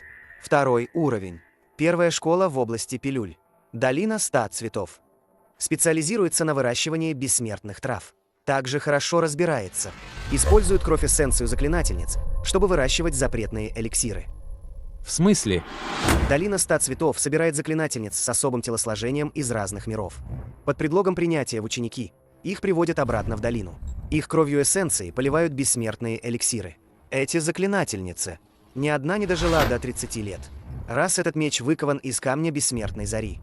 Значит, его создательница побывала в долине 100 цветов. И даже в ее внутренней части. Скорее всего, она украла камень бессмертной зари и сбежала. Этот меч мне передала одна старшая перед смертью. Она не говорила о своем происхождении. Твоя старшая спасла тебя от беды. Если люди из долины 100 цветов увидят этот меч, они обязательно схватят тебя и все выяснят. Во владениях меча еще ладно. Но за пределами владения меча ни в коем случае не позволяй людям из долины 100 цветов увидеть этот меч.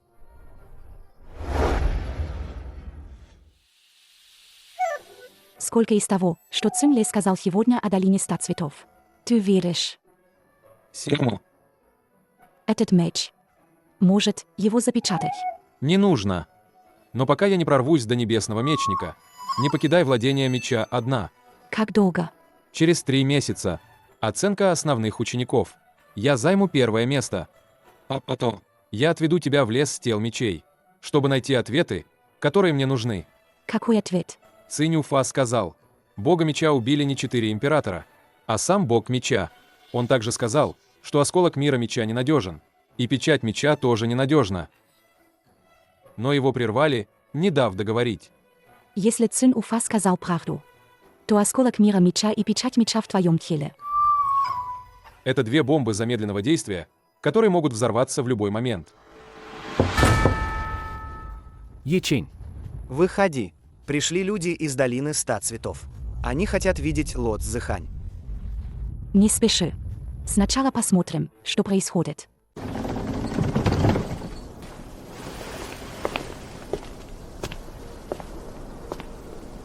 Во главе Хуа Линьюэ, управляющая внутренним двором долины 100 цветов. Уровень великого мастера меча. Рядом с ней ее личная служанка. Камень бессмертной зари.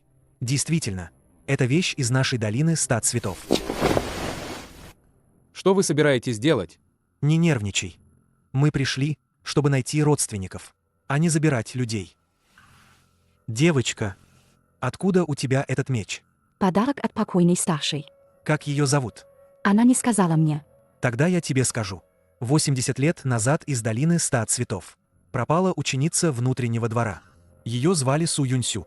До ее исчезновения она украла из внутренней долины превосходный камень бессмертной зари. Долина 100 цветов искала ее 80 лет. Не думала, что она умерла в Нижнем мире. И даже превратила камень в меч. Раз ты наследница Су Юньсю, по правилам долины 100 цветов, ты тоже считаешься ученицей нашей долины 100 цветов. Пойдем со мной в долину 100 цветов. Я лично приму тебя в ученицы. Она моя жена. Она не вступит в долину 100 цветов. Земной мечник 1-го ранга. Какое ты имеешь право решать за нее? Наставница Хуа. Это владение меча, а не твоя долина 100 цветов. Ученики владения меча и их семьи. не подчиняются правилам долины 100 цветов. Цинли, ты – обычный основной ученик. Ветви Небесного Меча. Смеешь так со мной разговаривать? Я не с тобой разговариваю. Я тебя предупреждаю. Если у наставницы Хуа есть возражения, она может обратиться к почтенному мечу. Железные правила владения меча. Я не собираюсь оспаривать. Но то, что Ло Цзэхань владеет бессмертным артефактом долины 100 цветов. Я доложу главе долины. Тогда глава долины сама займется этим вопросом. Су Юньсю украла не только камень бессмертной зари, но и самое важное для долины 100 цветов – семя бессмертного лекарства. Она наверняка спрятала это. Где-то. Если ты знаешь, где оно, отдай. Долина 100 цветов может дать тебе невообразимые блага. Если же скроешь, подумай хорошенько. То семя бессмертного лекарства, которое украла Су Юньсю. Если оно действительно так важно, как говорит долина 100 цветов, то Ло Цзэхань больше никогда не сможет покинуть владение меча. Если глава долины 100 цветов лично вмешается, почтенный меч вряд ли захочет обижать долину 100 цветов из-за чужака. Она не чужак. В глазах почтенного меча она и есть. Этот меч. Когда предок дал мне это, он сказал лишь одно.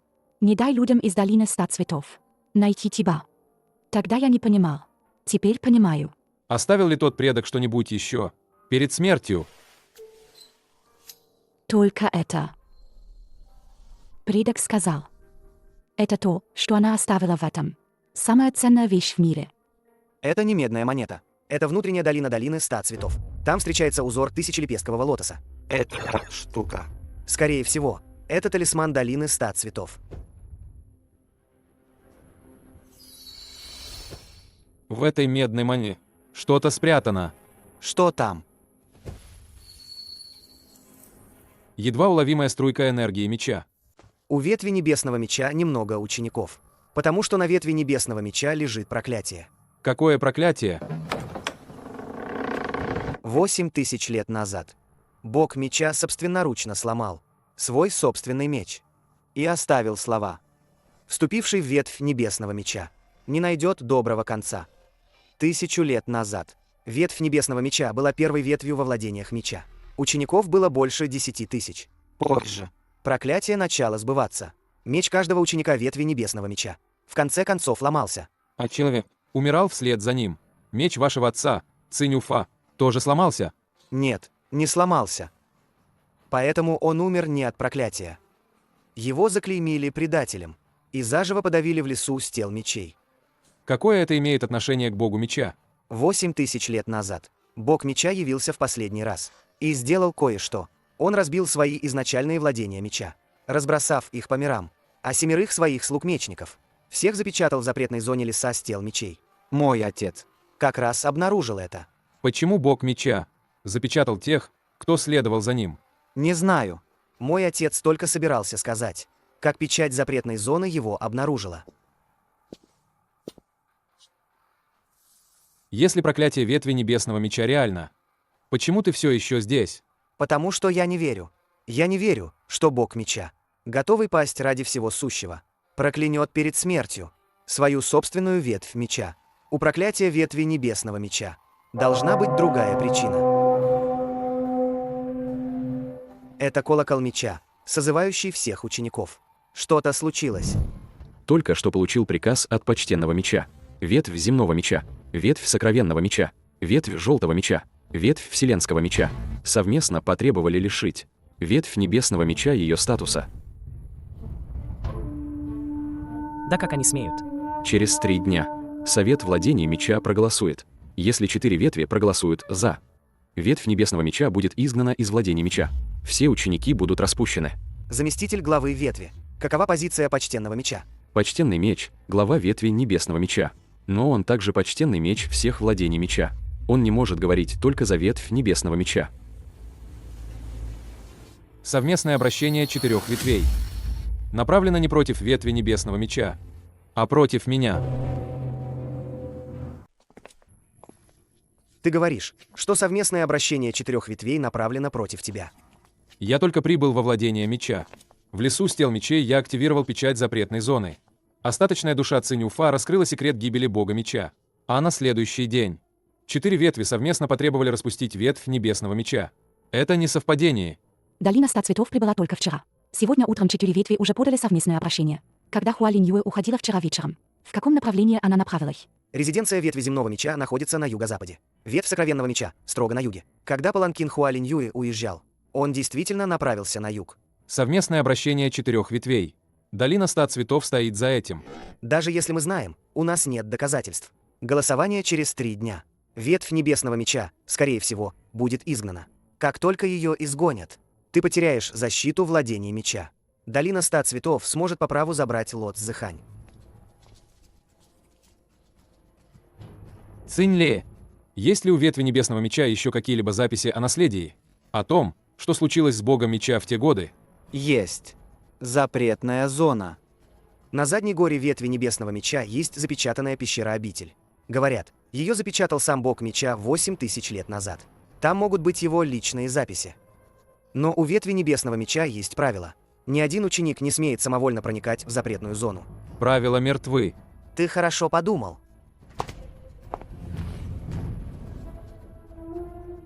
Я пойду с тобой. Это здесь. Печать 8000-летней давности. Моя энергия меча не может ее открыть.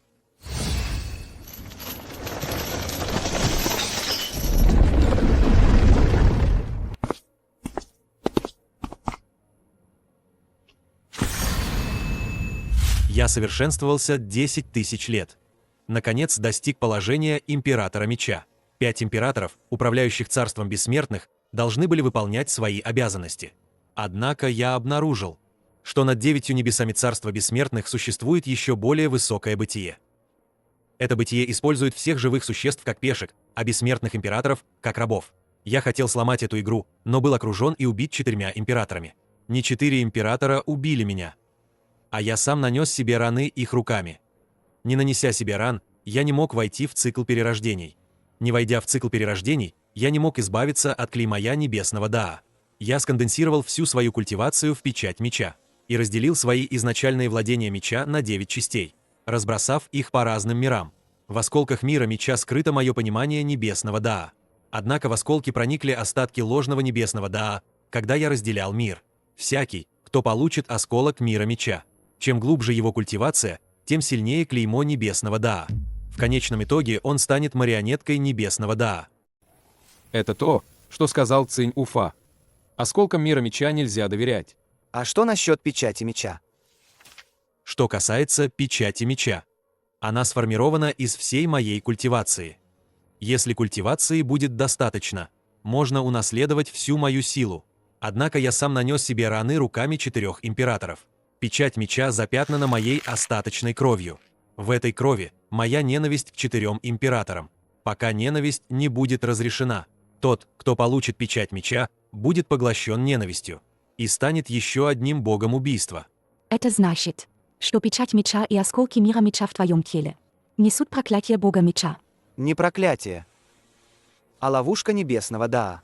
Наследник моего наследия попадет в вечные бедствия в царстве бессмертных, потому что он одновременно несет отпечаток небесного Даа и ненависть бога меча. С отпечатком и ловушкой никто в царстве бессмертных не примет его. Никто в царстве бессмертных не примет. Небесное Даа не примет. Это наследие не благословение, а проклятие. Будь осторожен, очень осторожен. В этой рукописи говорится, что то, что внутри меня, делает меня врагом всего царства бессмертных. Небесное Даа не примет. Царство бессмертных не примет. 5 императоров не примут. Ветви меча не примут. Но ты все еще ты.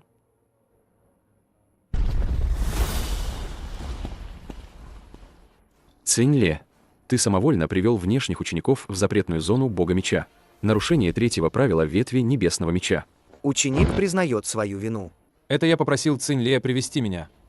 Он ни при чем. Что у тебя в руках? Записки бога меча. Отдай их. Эта вещь была запечатана в ветви небесного меча 8000 лет. Тебе нельзя к ней прикасаться. В записках написана правда о проклятии ветви небесного меча. И почему я враг всего царства бессмертных? Ты хочешь уничтожить их? Я не знаю никакой правды. Я знаю только одно. Записки нельзя показывать. Как только их увидят, у ветви небесного меча не будет пути назад. У ветви небесного меча давно нет пути назад. 8000 лет назад, в момент падения бога меча, ветвь небесного меча была заклеймена проклятием. Вы боитесь прикоснуться к правде. Поэтому проклятие висит над вами. И что с того? Жить, придерживаясь иллюзий, лучше, чем умереть, столкнувшись с правдой. Я не хочу так жить.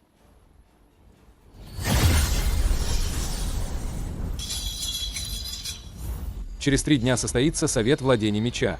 Я пойду. Проклятие ветви небесного меча. Тайны бога меча. Расчеты долины 100 цветов. Я приму все это. У тебя есть уверенность в совете через 3 дня? Нет. Но с этим письмом в руках я могу рассказать всем ветвям владения меча. Правду о проклятии ветви небесного меча. Упадок пути меча — не вина ветви небесного меча. Когда правда будет сказана, они поверят. Слова, что Хуалинь Юэ сказала мне, перед тем, как уйти, не дают мне покоя. Что же это за семена бессмертного лекарства, которые украл старший Су? Ты хочешь найти ответы? Если мы сможем убедить долину 100 цветов отказаться от преследования, у тебя будет на одного врага меньше на совете. И у ветви небесного меча будет на одного противника меньше. Ты только что сказал, что долина 100 цветов использует кровь и эссенцию заклинательниц, чтобы выращивать запретные бессмертные лекарства. Если ты войдешь в долину 100 цветов, У меня есть меч пурпурного заката. Ты сам говорил, что слияние 2 мечей делает нас сильнейшими. Мы станем сильнее по отдельности. А когда встретимся, будем сражаться плечом к плечу. через 3 дня совет закончится. Что бы ты ни узнала, что бы долина 100 цветов с тобой не сделала, я приду за тобой. Мама, я все обдумала. Я могу пойти с тобой. Условие – долина 100 цветов. Отменит свои возражения против ветви небесного меча. Это внутренние дела владения меча. Долина 100 цветов не имеет права вмешиваться. Вы можете попросить 4 ветви подписать совместный указ. Или они могут отозвать его. Я согласна. Терпи.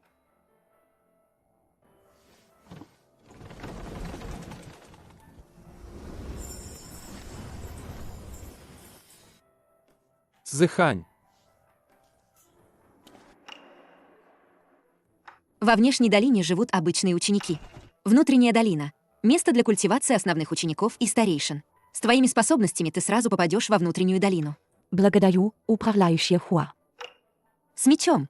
Когда эта наша долина 100 цветов стала принимать мечников? Говорят, она спустилась из царства бессмертных. Меч пурпурного сияния автоматически защищает своего хозяина. Не зря он выкован из камня бессмертной зари. В аромате цветов что-то есть. Аромат бессмертных цветов во внутренней долине содержит духовный яд. При недостаточной культивации это вызывает головокружение, а в тяжелых случаях – потерю сознания. Только те, кто выдержит, достойны войти во внутреннюю долину. Следуй за мной. Глава долины 100 цветов хочет лично тебя видеть. Ты и есть наследница Су Юньсю. Младшая род Цзэхань.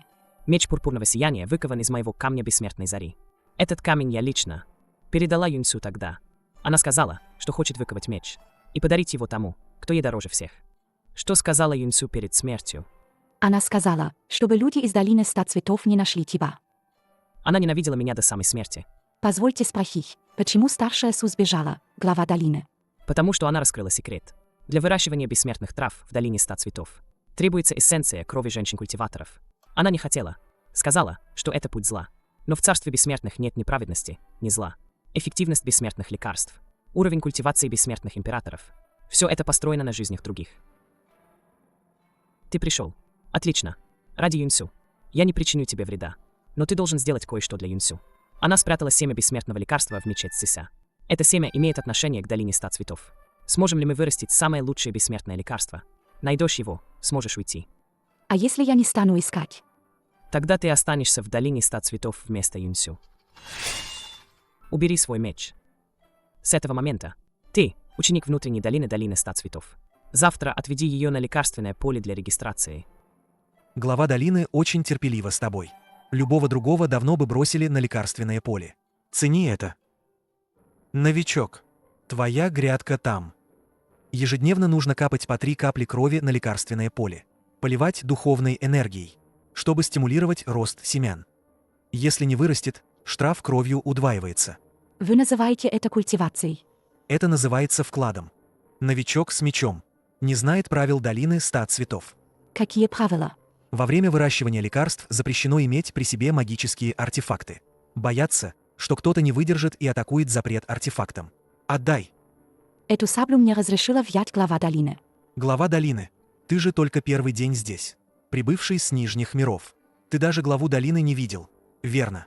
Врешь, даже не краснея. Ты посмела дать отпор. Старший брат, проучи ее. Осколок камня бессмертной зари. Один стоит 100 пилюль эссенции меча. Кто нашел, того и он. Он поглотил камень бессмертной зари. Она прорывается. Остановите ее. Ты нашла осколок камня бессмертной зари. Прямо под моей градкой. Меч Цзиха почувствовал камень бессмертной зари. Это значит, что при его ковке в его заготовку был вплавлен камень бессмертной зари из долины 100 цветов. Ранг этого меча — средний ранг бессмертного. И у него еще есть потенциал для повышения. Твое лекарственное поле больше не нужно. С сегодняшнего дня следуй за управляющий Хуа. В долине 100 цветов есть партия бессмертных трав, которым нужна подпитка энергии меча. Ты как раз пригодишься. Я буду подпитывать бессмертные травы энергией меча. Бессмертные травы будут поглощать энергию меча и расти. А как же мое развитие? Энергия меча не истощает развитие. Истощается сердце меча. Вскоре оно будет высушено бессмертными травами. Но это также открыло тебе кое-что еще. Твой меч Цзиха может чувствовать камень бессмертной зари под этим полем трав. Это значит, что Су Юншу тогда украла не один камень. У меча Цзиха есть и другие секреты. Не думай сбежать. Это не владение меча. Запреты долины 100 цветов не может пробить даже великий мастер меча. Что уж говорить о тебе, земном мечнике. Пойдем, отведу тебя в оружейную. С сегодняшнего дня каждую ночь ты будешь здесь питать зародыш меча водой меча. Днем возвращайся на поле трав. Глава долины сказал, если ты сможешь за 3 месяца успешно вырастить бессмертный меч, тебе разрешат участвовать во внутреннем соревновании долины 100 цветов. Внутреннее соревнование. Долина 100 цветов проводит его раз в 3 года. Победитель получает шанс попасть в самое сердце долины 100 цветов. Пруд тысячелепесткового лотоса. Су Юншу тогда украла семена бессмертных трав. Именно из пруда тысячелепесткового лотоса. Глава долины знает, что ты хочешь попасть в пруд, чтобы найти улики. Он попросил меня передать тебе. Хочешь расследовать дело Су Юншу? Займи первое место на соревновании. Пруд будет открыт для тебя. До этого сиди смирно. Кстати, твой ячень через 2 дня предстанет перед Объединенным Советом 4 ветвей во владениях меча. Мне интересно посмотреть, что он, земной мечник, сможет натворить во владениях меча. Ячень, я в долине 100 цветов. Мы идем своими путями, а потом плечом к плечу. Резонанс энергии меча. Он всего лишь земной мечник и смог одновременно активировать 12 зародышей мечей. Этот вознесшийся сильнее всех предыдущих вместе взятых. Боюсь, наш план придется изменить из-за него.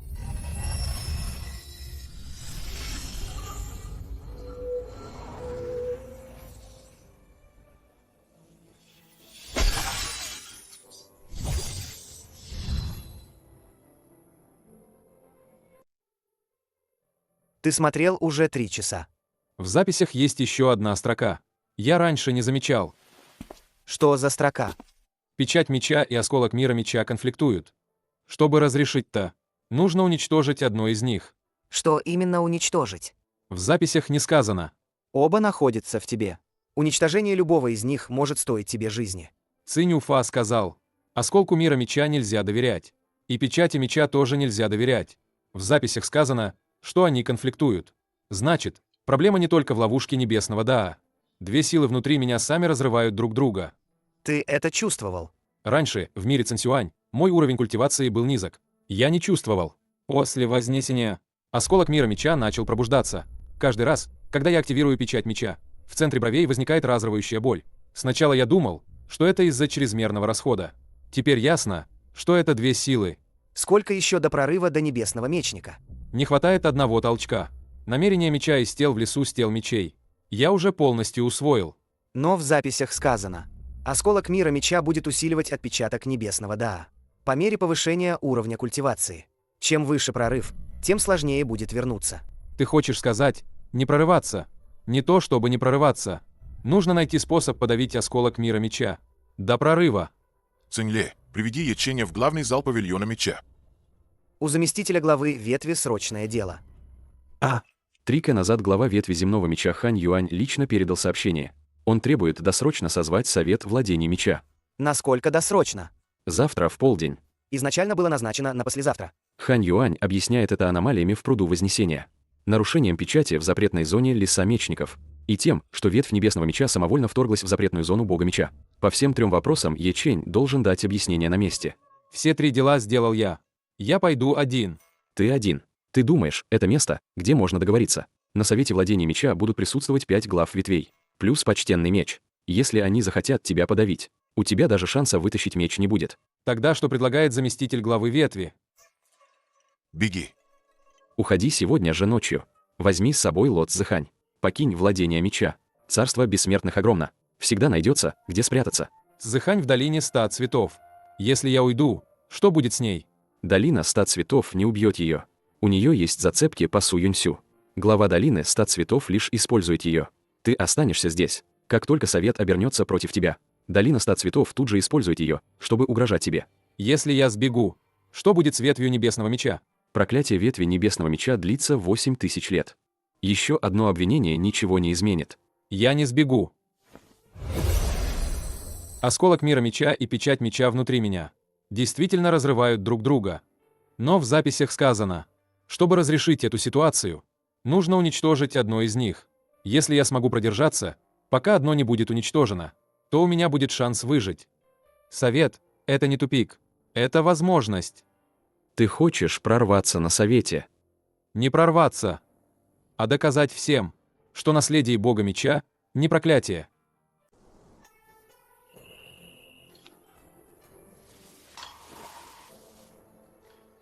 Все назад на 10 Жан. Что ты делаешь? В записях было написано еще кое-что. Истинное применение печати меча. Какое применение? Ах, это мое собственное намерение меча. Остаточные души мечей из леса с тел мечей. Они научили меня техникам меча, а записи научили меня принципам меча. Когда принципы меча поняты, техники меча рождаются сами собой. Этот парень не умрет на совете.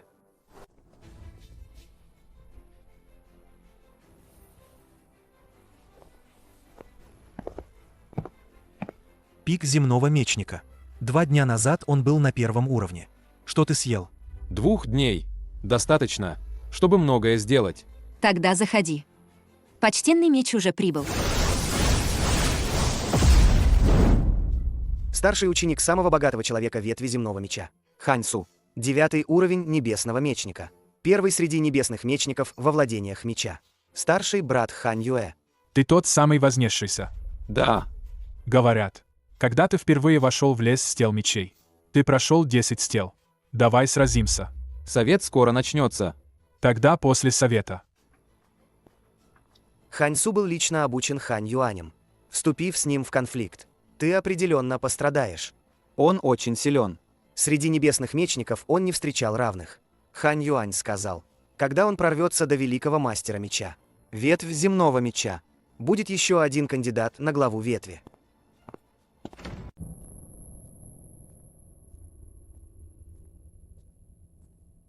Ечень.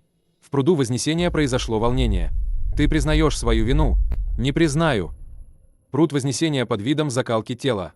На самом деле калечит кости. Мое сопротивление было самозащитой. Правила пруда Вознесения существуют 8000 лет. Ты, простой земной мечник, хочешь их отменить. Если правила были ошибочны 8000 лет, они все равно ошибочны. Печать запретной зоны леса с тел мечей была нарушена. Как ты это объяснишь?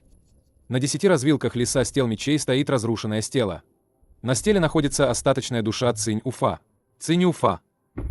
Что ты ему сказал? Ничего не сказал. Он только начал говорить, как его насильно вернули в стелу, не дав договорить. А я хотел спросить, что же такого обнаружил Цинь-Уфа? Что его 1000 лет держали под печатью в лесу с тел мечей? 3 дело. Ты самовольно проник в запретную зону за горой ветви Небесного Меча и извлек рукопись Бога Меча. Содержание рукописи ты должен публично предоставить. Я могу раскрыть часть содержания рукописи. Часть, которую нельзя раскрывать, не имеет отношения к безопасности владения меча. Она касается только моей личной жизни и смерти. касается твоей личной жизни и смерти. Ечень, ты хочешь сказать, что наследие Бога Меча — это проклятие? Что с печатью меча и осколком мира меча в тебе что-то не так? Откуда ты знаешь? В записях сказано, что с печатью меча и осколком мира меча что-то не так. Записи у меня всего 2 дня. Их содержание не было обнародовано. Брат Хань, как ты так точно угадал?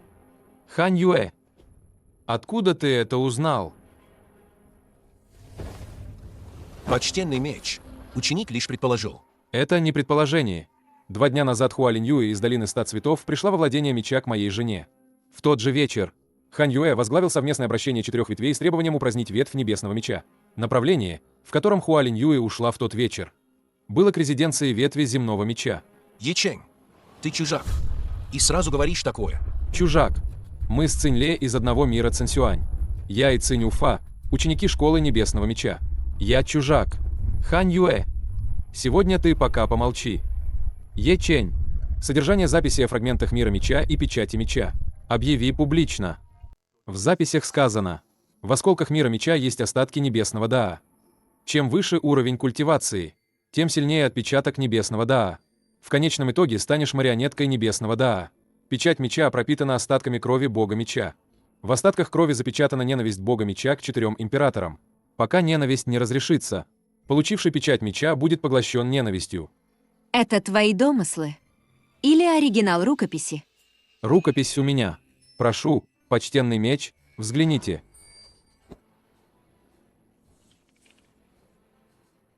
Рукопись подлинна. Проклятие ветви Небесного Меча. Наложено не Богом Меча. Это небесная Даа. Раз рукопись подтвердила правду о проклятии ветви Небесного Меча, то решение 4 ветвей об упразднении ветви Небесного Меча должно быть отменено. Не спеши. Ечень.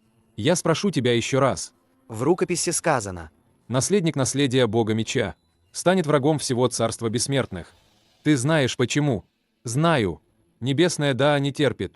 5 императоров не терпят. Правила царства бессмертных не терпят. Во мне 2 силы. Какая бы ни победила, я перестану быть собой. Либо стану марионеткой небесного Даа, либо богом убийства, движимым ненавистью. Тогда как ты собираешься поступить? Бог Меча в конце рукописи написал: проклятие ветви Небесного Меча не тупик. Чтобы сломить его, одну из них нужно сломать. Я найду способ. На пути, который он оставил, я проложу свой собственный 3-й путь. Сегодняшнее собрание. Правда о проклятии ветви Небесного Меча раскрыта. Совместное заявление 4 ветвей аннулировано. Но есть еще кое-что. Великое состязание владений меча состоится в следующем месяце. Ечень, ты из ветви Небесного Меча. Ты тоже должен участвовать. И твои противники. Необычные ученики. Великое состязание владений меча. Жизнь и смерть не имеют значения. Понял. Я сказал, что после собрания мы сразимся. Теперь собрание окончено. Хань Су, ты действительно хочешь сразиться сегодня? До состязания еще месяц. Боюсь, он не доживет до этого времени. Как сразимся? Без мечей. Разве ты не на пике земного мечника? Я буду использовать культивацию пика земного мечника и сражусь с тобой силой меча. Кто первым отступит, тот проиграл. Что будет, если проиграю? Если ты проиграешь, ты выйдешь из великого состязания владений меча и публично скажешь, что мир Цинсуань. Эта ветвь Небесного Меча тебя покрывает. Я проиграл. Вот тебе этот камень эссенции меча. Камень эссенции меча. Это ключевой ресурс для великого мастера меча, чтобы прорваться к магистру меча. Хорошая вещь из ветви земного меча. Пусть это будет твоей ставкой. Очевидно, он был готов. Лови.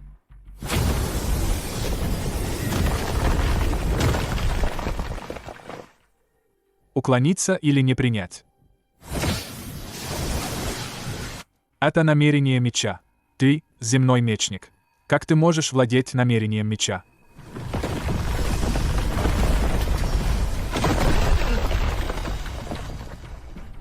Что это за намерение меча? Только что постиг, еще не назвал. Стела мечей в лесу стел мечей. Научили меня техникам меча. Записки научили меня принципам меча. Когда принципы поняты, любая техника подойдет.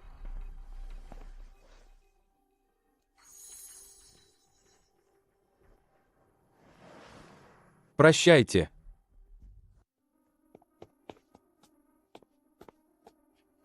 Это не повреждение от энергии меча. А остаточные волны намерения меча. Он просто стоял неподвижно. И так тебя отделал. Хорошая вещь из ветви земного меча. Ты его победил. Он не успокоится. Через месяц на великом состязании. Он снова придет. Настоящее поле битвы не в совете, а на арене великого состязания. Господин Цинь Уцзи только что говорил со мной наедине. Он сказал, что 4 ветви совместно, хотя и отменили, но на великом состязании владения меча. Ветвь земного меча объединилась с ветвью желтого меча. И вместе предложили, чтобы ученики долины 100 цветов тоже могли участвовать как представители внешней секты. В долине 100 цветов. С каких это пор? Стали воспитывать мечников.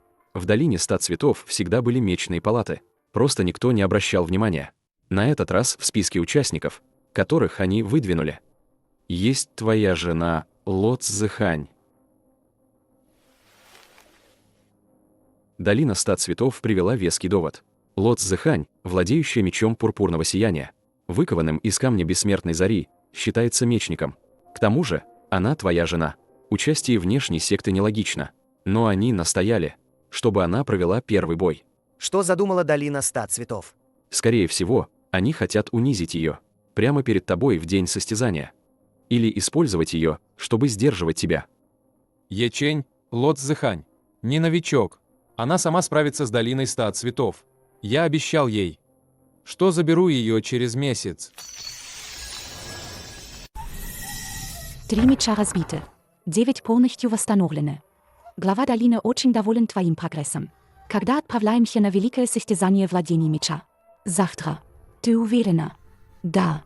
Ты знаешь, кто твой противник на этот раз? 5, посланную ветвью небесного меча. Последний из них. Твой муж, Ячень. И что? Поэтому глава долины поставила перед тобой цель. Сразиться с Яченем на великом состязании. Если ты победишь, долина 100 цветов даст тебе нефритовый жетон основного ученика. Ты сразу войдешь в пруд тысячелепесткового лотоса. Если проиграешь. Что, если я проиграю? Если проиграешь, то останешься в долине 100 цветов. Все сведения о семенах бессмертных трав перейдут в долине 100 цветов. Ты никогда не сможешь покинуть внутреннюю долину. Хорошо. Ты так быстро согласилась. У меня есть одно условие. Я буду участвовать как внешний ученик. Статус ученицы долины 100 цветов. Я не сохраню. После состязания, независимо от исхода. Я больше не буду принадлежать долине 100 цветов.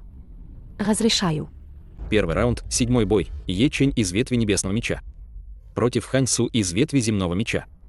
Первый бой внешних учеников. Ло Цзэхань из долины 100 цветов против Люцина из ветви сокровенного меча. Меч, пожирающий кровь. Запретная техника ветви земного меча.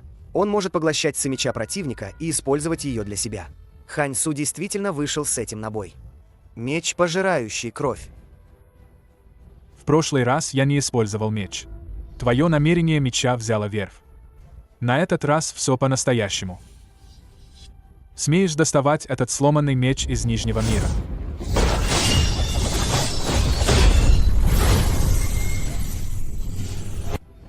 Этот меч не просто поглощает кровь. Меч, поглощающий кровь, поглощает ци меча противника. Это замедлит скорость выполнения приемов меча противником. Долгая битва невыгодна Яченю.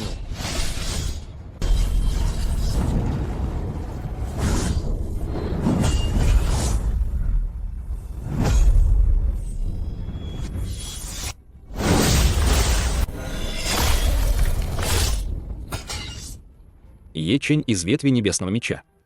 Победа.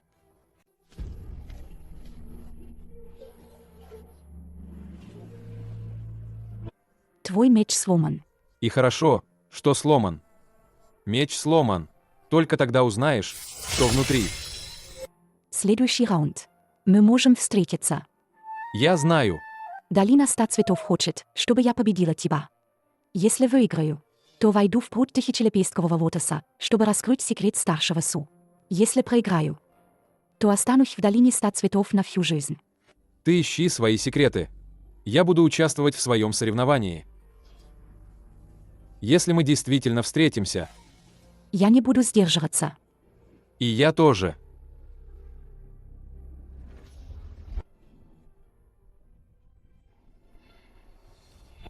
Эти двое. Они не соревнуются. Они молчаливо сотрудничают. Что имеет в виду управляющий? Цель главы долины – заставить Ло Цзэхань сразиться с Яченем. Но сейчас видно, что Ло Цзэхань не будет жестоко с Яченем. Достань запасной план. Распорядитель, вы про... Подопытного. Поместить его заранее в следующий бой. Против Яченя. Если Ло Цзэхань не будет сражаться с Яченем всерьез, то пусть подопытный покалечит Яченя. Тогда Ло Цзэхань, даже если не захочет, будет вынуждена действовать. Действие подопытного может заразить энергию меча. А если распространится? Пусть распространяется. Чем больше хаоса, тем легче долине 100 цветов уйти в тень. Ячень, твой жребий. Против Ло Цзэхань из долины 100 цветов. Действительно вытянул. Если этот жребий приведет к бою, как вы, супруги, вы путаетесь. Неважно, как выпутаемся. Сначала закончим бой. Прошлой ночью Хуа Линьюэ, покинув трибуны, зашла в передвижную аптеку долины 100 цветов. Долина 100 цветов привезла аптеку. Что-то здесь не так. Аптека. Долина 100 цветов преуспевает не только в бессмертных лекарствах, но и в ядах. Я проверил свой номер жребия прошлой ночью. Кто-то изменил список. Я знаю. Долина 100 цветов изменила. Нет, это Хан Юэ. Прошлой ночью я следил за Хуа Линьюэ. Я видел, как она и Хан Юань обменивались чем-то за аптекой. Хан Юань дал ей пилюлю. Хуа Линьюэ дала ему письмо. Какое письмо? Не разглядел. Но когда Хан Юань уходил, он сказал, что подопытный для Яченя готов. Подопытный был подстроен Хан Юанем. И это не имеет отношения к моему поединку. Хан Юань хотел этим поединком привлечь всеобщее внимание. А тем временем подопытный должен был действовать в другом месте. Подопытный смешался со зрителями. Он не участник сегодняшнего соревнования. Начали. Подопытный из долины 100 цветов. Не паникуйте, не суетитесь. Ячень, Ло Цзэхань, отступай, отступай. Ло Цзэхань – это приказ главы долины. Сейчас же напади на Яченя. Если ослушаешься, долина 100 цветов убьет Яченя. Цзэхань, не слушай ее. Будьте осторожны, все. Ученики долины 100 цветов. Посторонний участник с мечом ворвался на арену. Ситуация вышла из-под контроля. Приказ. Ты. Подопытный был подстроен не долиной 100 цветов. Это Хан Юань передал его вам, верно? Ты подслушиваешь нас. Не нужно подслушивать. Марионетка Хан Юэ на арене распространяет ядовитый туман долины 100 цветов. Если мечники умрут от яда, долина 100 цветов не сможет избежать ответственности. Хан Юэ использовал тебя. Хан Юэ, зачем ты запечатал выход? Запечатать арену. Чтобы яд не распространялся. Не беспокойтесь, управляющая Хуа. Когда прибудет почтенный меч, я доложу ему все в точности. Долина 100 цветов привела марионетку на великое состязание владения меча, чтобы устроить беспорядок на арене, с намерением убить ученика ветви небесного меча Яченя. Ты подставил меня. Подставил. Я помогаю владением меча выявить предателя. Долина 100 цветов подбросила марионетку на великое состязание владения меча. Грязь никак не может быть брошена на ветви земного меча. Выход заблокирован. Прорывайтесь через северную стену. Заберите меня. Если вы меня не заберете, Хан Юэ свалит всю вину на долину 100 цветов. Тогда глава долины не пощадит Ло Цзэхань. За мной.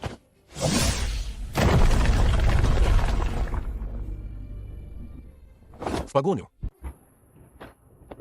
Почему ты спас меня? Не ради тебя, а чтобы получить доказательства сговора долины 100 цветов и Хан Юэ. То, что ты сказал на арене. Хан Юэ передал тебе письмо. Где письмо? Вот оно. Дай мне. Ну, держи. Хан Юэ уже подставил долину 100 цветов. Почтенный меч не станет тебя слушать. Если вернешься сейчас, это верная смерть. Цзэхань, Я отвлеку Хан Юэ. Ты отнесешь письмо почтенному мечу. ты один не справишься. Справлюсь я или нет? Кто-то должен это сделать. Ты задержишь Хан Юэ в совете. Я войду в пруд тысячелепесткового лотоса за семенами старейшины Су. Последний день. До того, как цветочный корабль долины 100 цветов покинет порт. Я вернусь. Последний день. До отплытия корабля. Если ты не вернешься, Я сравняю долину 100 цветов с землей. Не боится смерти, да. Она боится. Но еще больше она боится упустить шанс восстановить свою честь. Ло. Старшая сестра Ло. Откройте дверь. Управляющий еще не вернулся. Почему вы одна? Повторяю. Откройте дверь. Где Хуа Линь Юэ? Хан Юэ подставил ее во владениях меча. Сейчас прячется в каменном проходе за ареной. Тогда зачем ты вернулся? Письмо. Хан Юэ от имени долины 100 цветов. Секретно создал их фирменный ядовитый туман, чтобы потом свалить все на долину. Клан Хан из владений меча совсем обнаглел. Что касается почтенного меча, мой муж возьмет письмо Хуа Линь Юэ в качестве доказательства. Сегодня ты обязан выполнить условия. Я войду в пруд тысячелепесткового лотоса. Ты забрал письмо Хуа Линь Юэ у нее самой. А где сама Хуа Линь Юэ? Она спряталась. Ядовитый туман на арене распространяется. Если вернется, станет козлом отпущения за Хан Юэ. Веди ее к пруду тысячелепесткового лотоса. Это еще что значит? Выполнить условия. Войти в пруд. Но способ входа определяю я. Эти женщины-культиваторы, они живые люди. Все они из прошлых поколений, кто отказался идти на сделку. Ученицы, которые не подчинились. Ты говорил, что ищешь для Су Юньхю семена бессмертного эликсира. Вот они. Запретный метод долины 100 цветов. Для выращивания лучших семян эликсира. 80 лет их питали человеческой кровью. Вот почему Су Цинбэй тогда хотела украсть семена. И сбежать. Она украла семена бессмертного лекарства, но не уничтожила их. Если бы она их уничтожила, долина 100 цветов просто убила бы ее. Но она запечатала семена в той медной монете и отдала тебе. Опусти меч. Я могу позволить тебе уйти живым. В тебе есть запечатанное Ци меча Су Юньхю. Это была лучшая почва для выращивания бессмертных лекарств в долине 100 цветов. Но пока это медная монета у тебя в руках, ты будешь должен долине 100 цветов жизнь. Тогда я верну ее вам.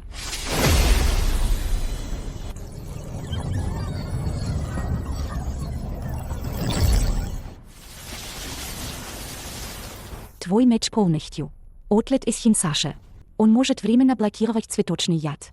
Но когда щит разрушится, у тебя ничего не останется.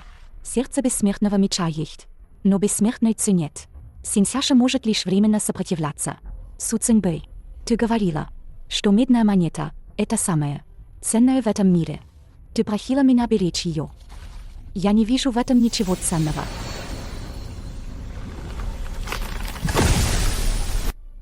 Это не хема. Энергия меча. Это осколок бога меча. Это не я. Это оставил мне старший Су.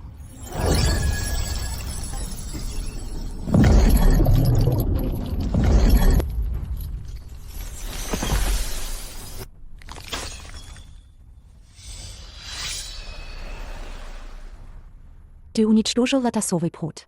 Уничтожил семена. Убив тебя, я ничего не потеряю. Цзэхань. Как ты сюда попала? Запретная зона школы Небесного Меча. Пещера, запечатанная богом меча. Запрет тысячелепесткового лотосового пруда долины 100 цветов. Тоже был установлен богом меча для главы долины 100 цветов. 8 триггером одного происхождения. Сломав одну, можно сломать все. Что ж, тем лучше. Пусть супруги умрут вместе в долине 100 цветов. Это лучше, чем люди снаружи скажут, что долина 100 цветов издевается над одним человеком.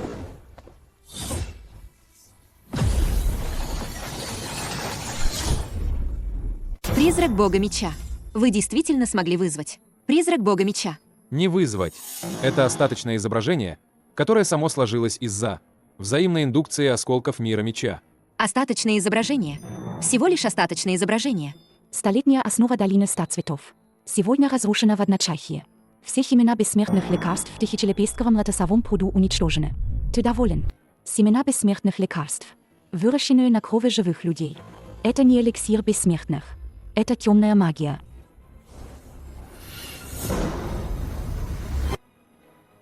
И что с того, что это темная магия? 9 небес царства бессмертных. Какой из слоев не был? Построен на жизнях людей. Спроси своего мужа. Осколок мира меча в его теле. Когда-то бог меча разбил мир меча. Осколки разлетелись по мирам. Сколько людей погибло, пытаясь заполучить их. Крови на руках бога меча. В 10 тысяч раз больше, чем у долины 100 цветов. Долги бога меча я верну. Но долги, которые ты нажила сегодня, должны быть оплачены. Владение меча передают сообщения от главы долины. Совет владения меча принял срочное решение. Под предлогом вторжения в чужую секту и нарушения альянса. Требует от долины 100 цветов немедленно. Выдать Яченя и Лот Зыхань. Ветвь Хан Юаня уже у входа во внешнюю долину. Хан Юань требует, чтобы я выдала их.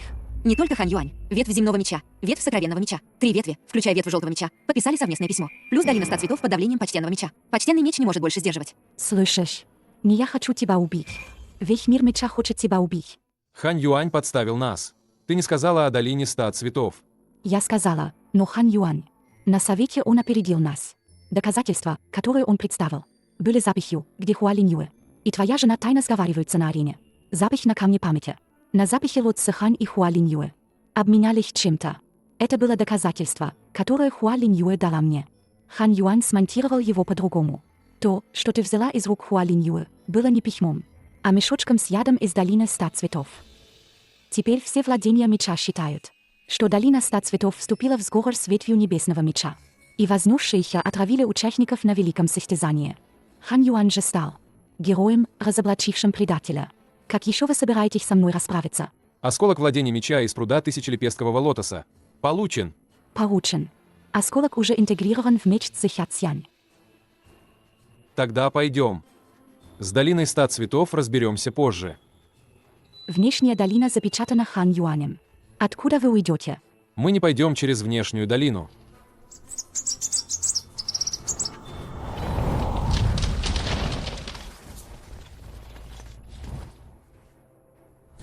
Сейчас преследовать их бессмысленно. Тайный проход ведет к диким землям. На окраине владения меча. Запечатайте внешний выход, глава ветви. А что насчет почтенного меча? Почтенный меч не сможет сдержать. Совместный указ 4 ветвей. На этот раз они хотят не просто распустить ветвь небесного меча, а уничтожить ветвь небесного меча и... Яченя полностью изгнали из владения меча. Без защиты владения меча. Как далеко он, земной мечник, сможет убежать? Передайте сообщение инспектору императорских владений. Скажите, что наследие древнего бога меча вновь появилось в царстве бессмертных. Что обладатель печати меча вышел из-под контроля владения меча. Пусть инспектор, согласно указу владения меча, издаст приказ о его преследовании. Мастер ветви, если инспектор издаст такой приказ, Ячень будет объявлен врагом всего царства бессмертных. Именно этого я и добиваюсь, врага царства бессмертных. Если владение меча не убьют его, кто-нибудь другой убьет. Ха-ха-ха. Вышло. Совет владения меча голосовал всю ночь. Хан Юань предложил за сговор с внешней школой и нарушение великого состязания владения меча. Изгнать ветвь небесного меча из владения меча. Ветвь земного меча. Ветвь сокровенного меча. Ветвь желтого меча. 3 голоса «за». Лухэ из ветви вселенского меча проголосовал против. Почтенный меч воздержался. Воздержался. Если бы почтенный меч проголосовал против, 4 ветви обвинили бы его в покровительстве ветви небесного меча. Его позиция была бы подорвана. Воздержание — это уже попытка выиграть тебе время. А что с остальными из ветви небесного меча? Заместитель мастера ветви распустил всех учеников. Те, кто хочет идти с ветвью небесного меча, рассредоточатся и скроются на окраинах владения меча. Те, кто не хочет, будут приняты другими ветвями. Письмо из долины 100 цветов. Все еще у меня. Стоит только показать его почтенному мечу. И дело о подделке Хан Юанем камня записи. Можно будет пересмотреть. Бесполезно. Хан Юань уже пригласил инспектора императорских владений. Приказ об убийстве в царстве бессмертных. Как только инспектор его подпишет, ты станешь врагом всего царства бессмертных. Не только владения меча, но и все силы 9 небес смогут законно преследовать тебя. Тогда Хан Юаню даже не понадобится действовать самому. Одна только награда привлечет к тебе бесчисленное множество людей. Место, куда ты отправишься, будет называться не царством бессмертных, а дорогой бегство. Тогда пойдем. Куда? Я не могу оставаться во владениях меча. Но за пределами владения меча есть еще 8 небес. Ты, земной мечник, тащишь за собой Лот Зыхань, чтобы пересечь царство бессмертных. Ты знаешь, чей это 2 уровень, область пилюль. Чья это территория? Главная школа долины 100 цветов. Находится как раз в области пилюль. 3 уровень, область формаций. 4 уровень – область артефактов. На каждом уровне. Есть люди из клана Хань. Ты ошибся в одном. Я больше не земной мечник.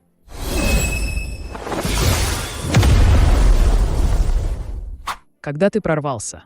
В пруду тысячелепесткового лотоса. Когда осколки мира меча собрались в призрачную тень бога меча. Это призрачная тень омыла меня. Узкое место, сдерживающее мир меча, ослабло. Тогда Ло Цзэхань.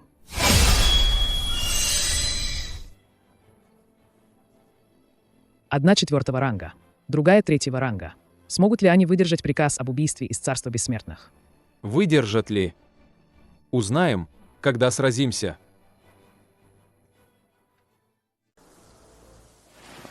Этот телепортационный массив ведет прямо в область Пилюль. Область Пилюль — это местонахождение главной школы долины 100 цветов. Как только вы приземлитесь, вас обнаружат. Старший Лу, ты подождешь нас здесь. Я жду не тебя. Я отдаю долг. Какой долг? 8000 лет назад основатель ветви Вселенского меча был 7-м слугой меча, владельца печати меча, что в твоем теле. Бог меча подавил всех слуг меча, но все главы ветви Вселенского меча знали правду. Подавление было не наказанием, а защитой. На слугах меча тоже был отпечаток небесного Даа. Бог меча боялся, что они превратятся в марионеток небесного Даа. Он сам запечатал их. Раз ты наследник бога меча, долг ветви Вселенского меча перед богом меча лежит на тебе. Этот телепортационный массив нельзя использовать. Следуй за мной. У ветви Вселенского меча есть один заброшенный древний телепортационный массив. Он ведет в 3-ю область массивов. Область массивов — это самое нейтральное место в Царстве Бессмертных. Оно не находится под прямым управлением 5 императоров. Вы можете там временно укрыться. Почему старший Лу помогает мне, когда 3 ветви объединились? Ветвь Вселенского меча могла бы просто следовать за большинством. Никто бы тебя не винил. Потому что я видел печать меча в твоем теле. 8000 лет назад мой прародитель видел точно такой же знак. Перед смертью он оставил 4 слова. Поверь ему однажды. В бой. 3 вдоха. А вы, старший? Я отвлеку их. Связной в Цзючжоу Джинге. Его зовут Гу Учантин. Покажи ему этот старый нефритовый свиток, и он все поймет. Малец. 9 небес Царства Бессмертных. Каждый уровень ждет, чтобы убить тебя. Но раз ты смог продержаться до сих пор, возможно, ты действительно дойдешь до 9-го уровня.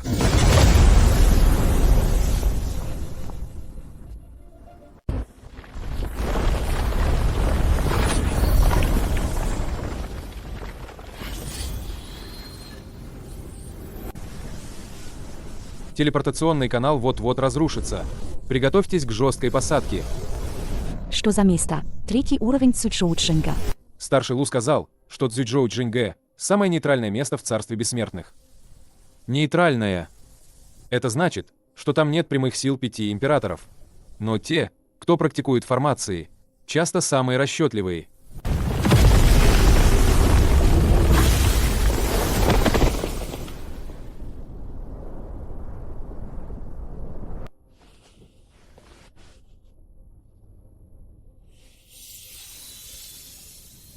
Ячень. Здесь поблизости есть осколок мира меча. Можешь почувствовать точное местоположение? Там. Примерно в 300 ли.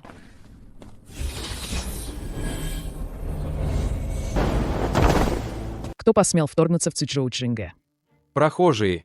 Мне нужно укрыться в вашей формации на несколько дней. Проходите. Приказ о преследовании из Царства Бессмертных был издан только сегодня. Вознесшийся Ячень и его жена Ло Цзэхань объявлены врагами Царства Бессмертных. Ни одно царство не должно их укрывать. Как ты выглядел? Лицо в пыли. Но черты лица и описание в приказе совпадают.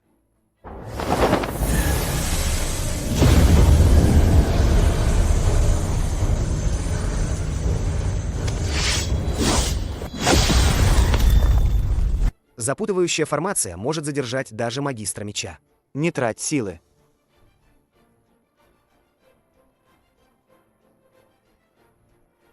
Я ищу человека по имени Гиу Чантин.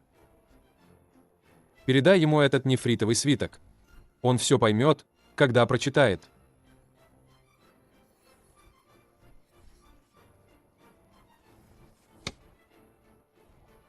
Снимите формацию.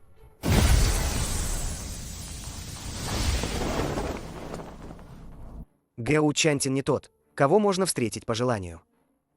Он глава Восточного павильона 9 провинций. Ты – враг царства бессмертных. Он не обязательно будет тебе должен. Будет ли он должен? Узнаем, когда встретимся.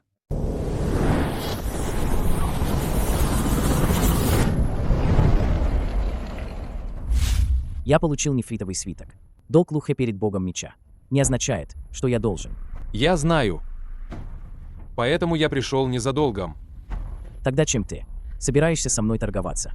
В приказе о розыске сказано, что я враг царства бессмертных. Но не сказано, что я мертв. Живой наследник печати меча. Должен быть не бесполезен.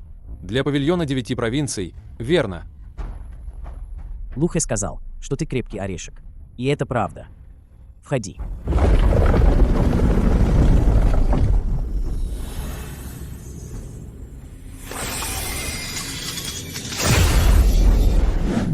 Это один из 4 сокровищ, хранящихся в павильоне 9 провинций.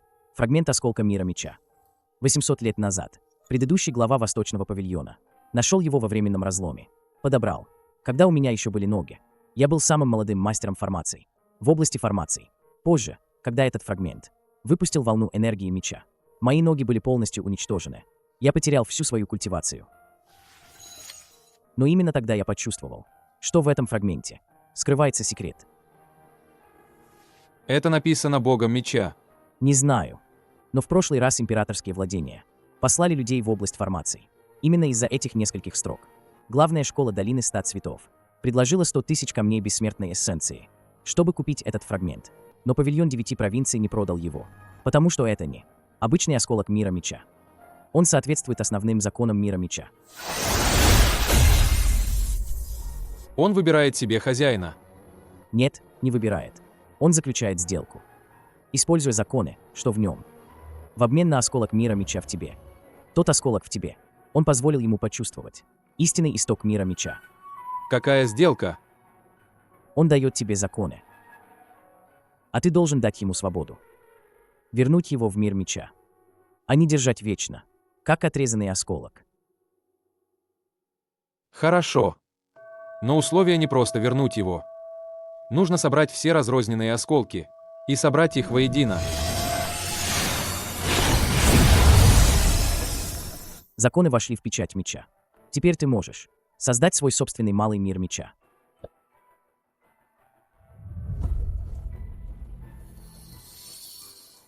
Это и есть прообраз силы мира меча. Да. Если ты найдешь все оставшиеся осколки и воссоздашь мир меча, возможно, ты сможешь подавить отпечаток небесного Даа. Глава Гоу. Прибыл инспектор императорских владений. Говорит, по приказу императора. Он обыщет павильон 9 провинций и схватит врага бессмертного царства. Он требует, чтобы ты выдал мужчину, спрятанного в восточном павильоне. Инспектор императорских владений. Как быстро.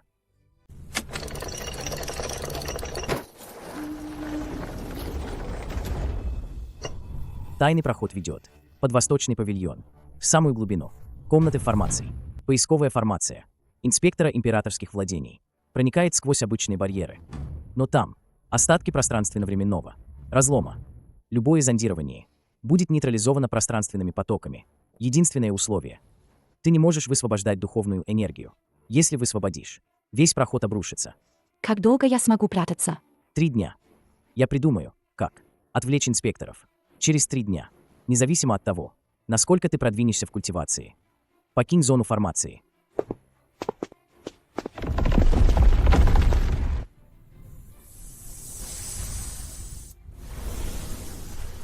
Здесь пространственно-временный разлом.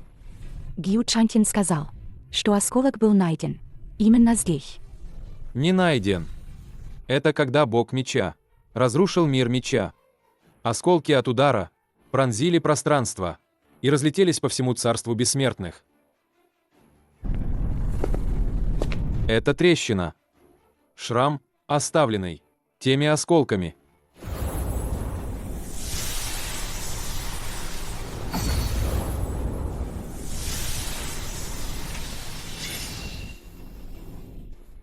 Ячень, в этой трещине что-то наблюдает за тобой.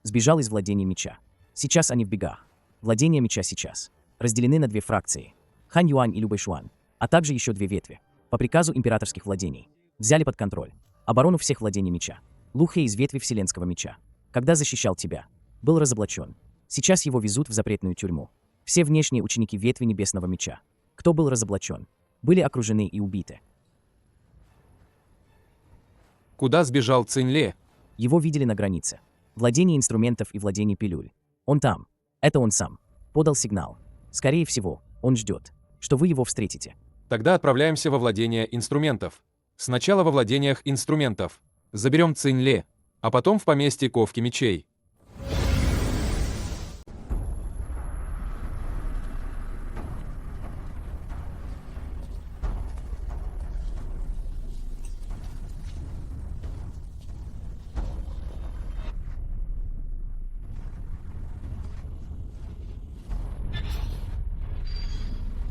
В тот день, когда Хань Юань взял под контроль запретную тюрьму владения меча, отец передал мне сообщение, чтобы я бежал.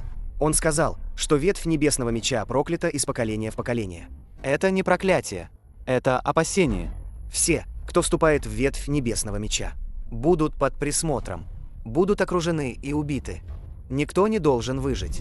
Ни один человек.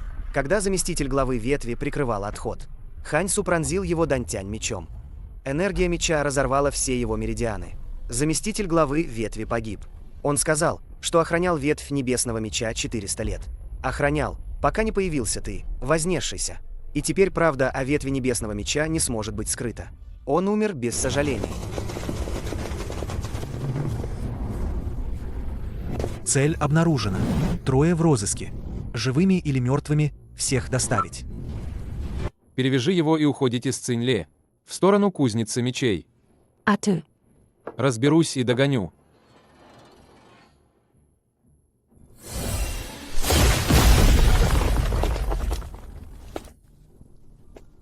Это не энергия меча Небесного Мечника. Энергия меча Небесного Мечника не может повредить. Специальную броню владений оружия. Что это за сила у тебя?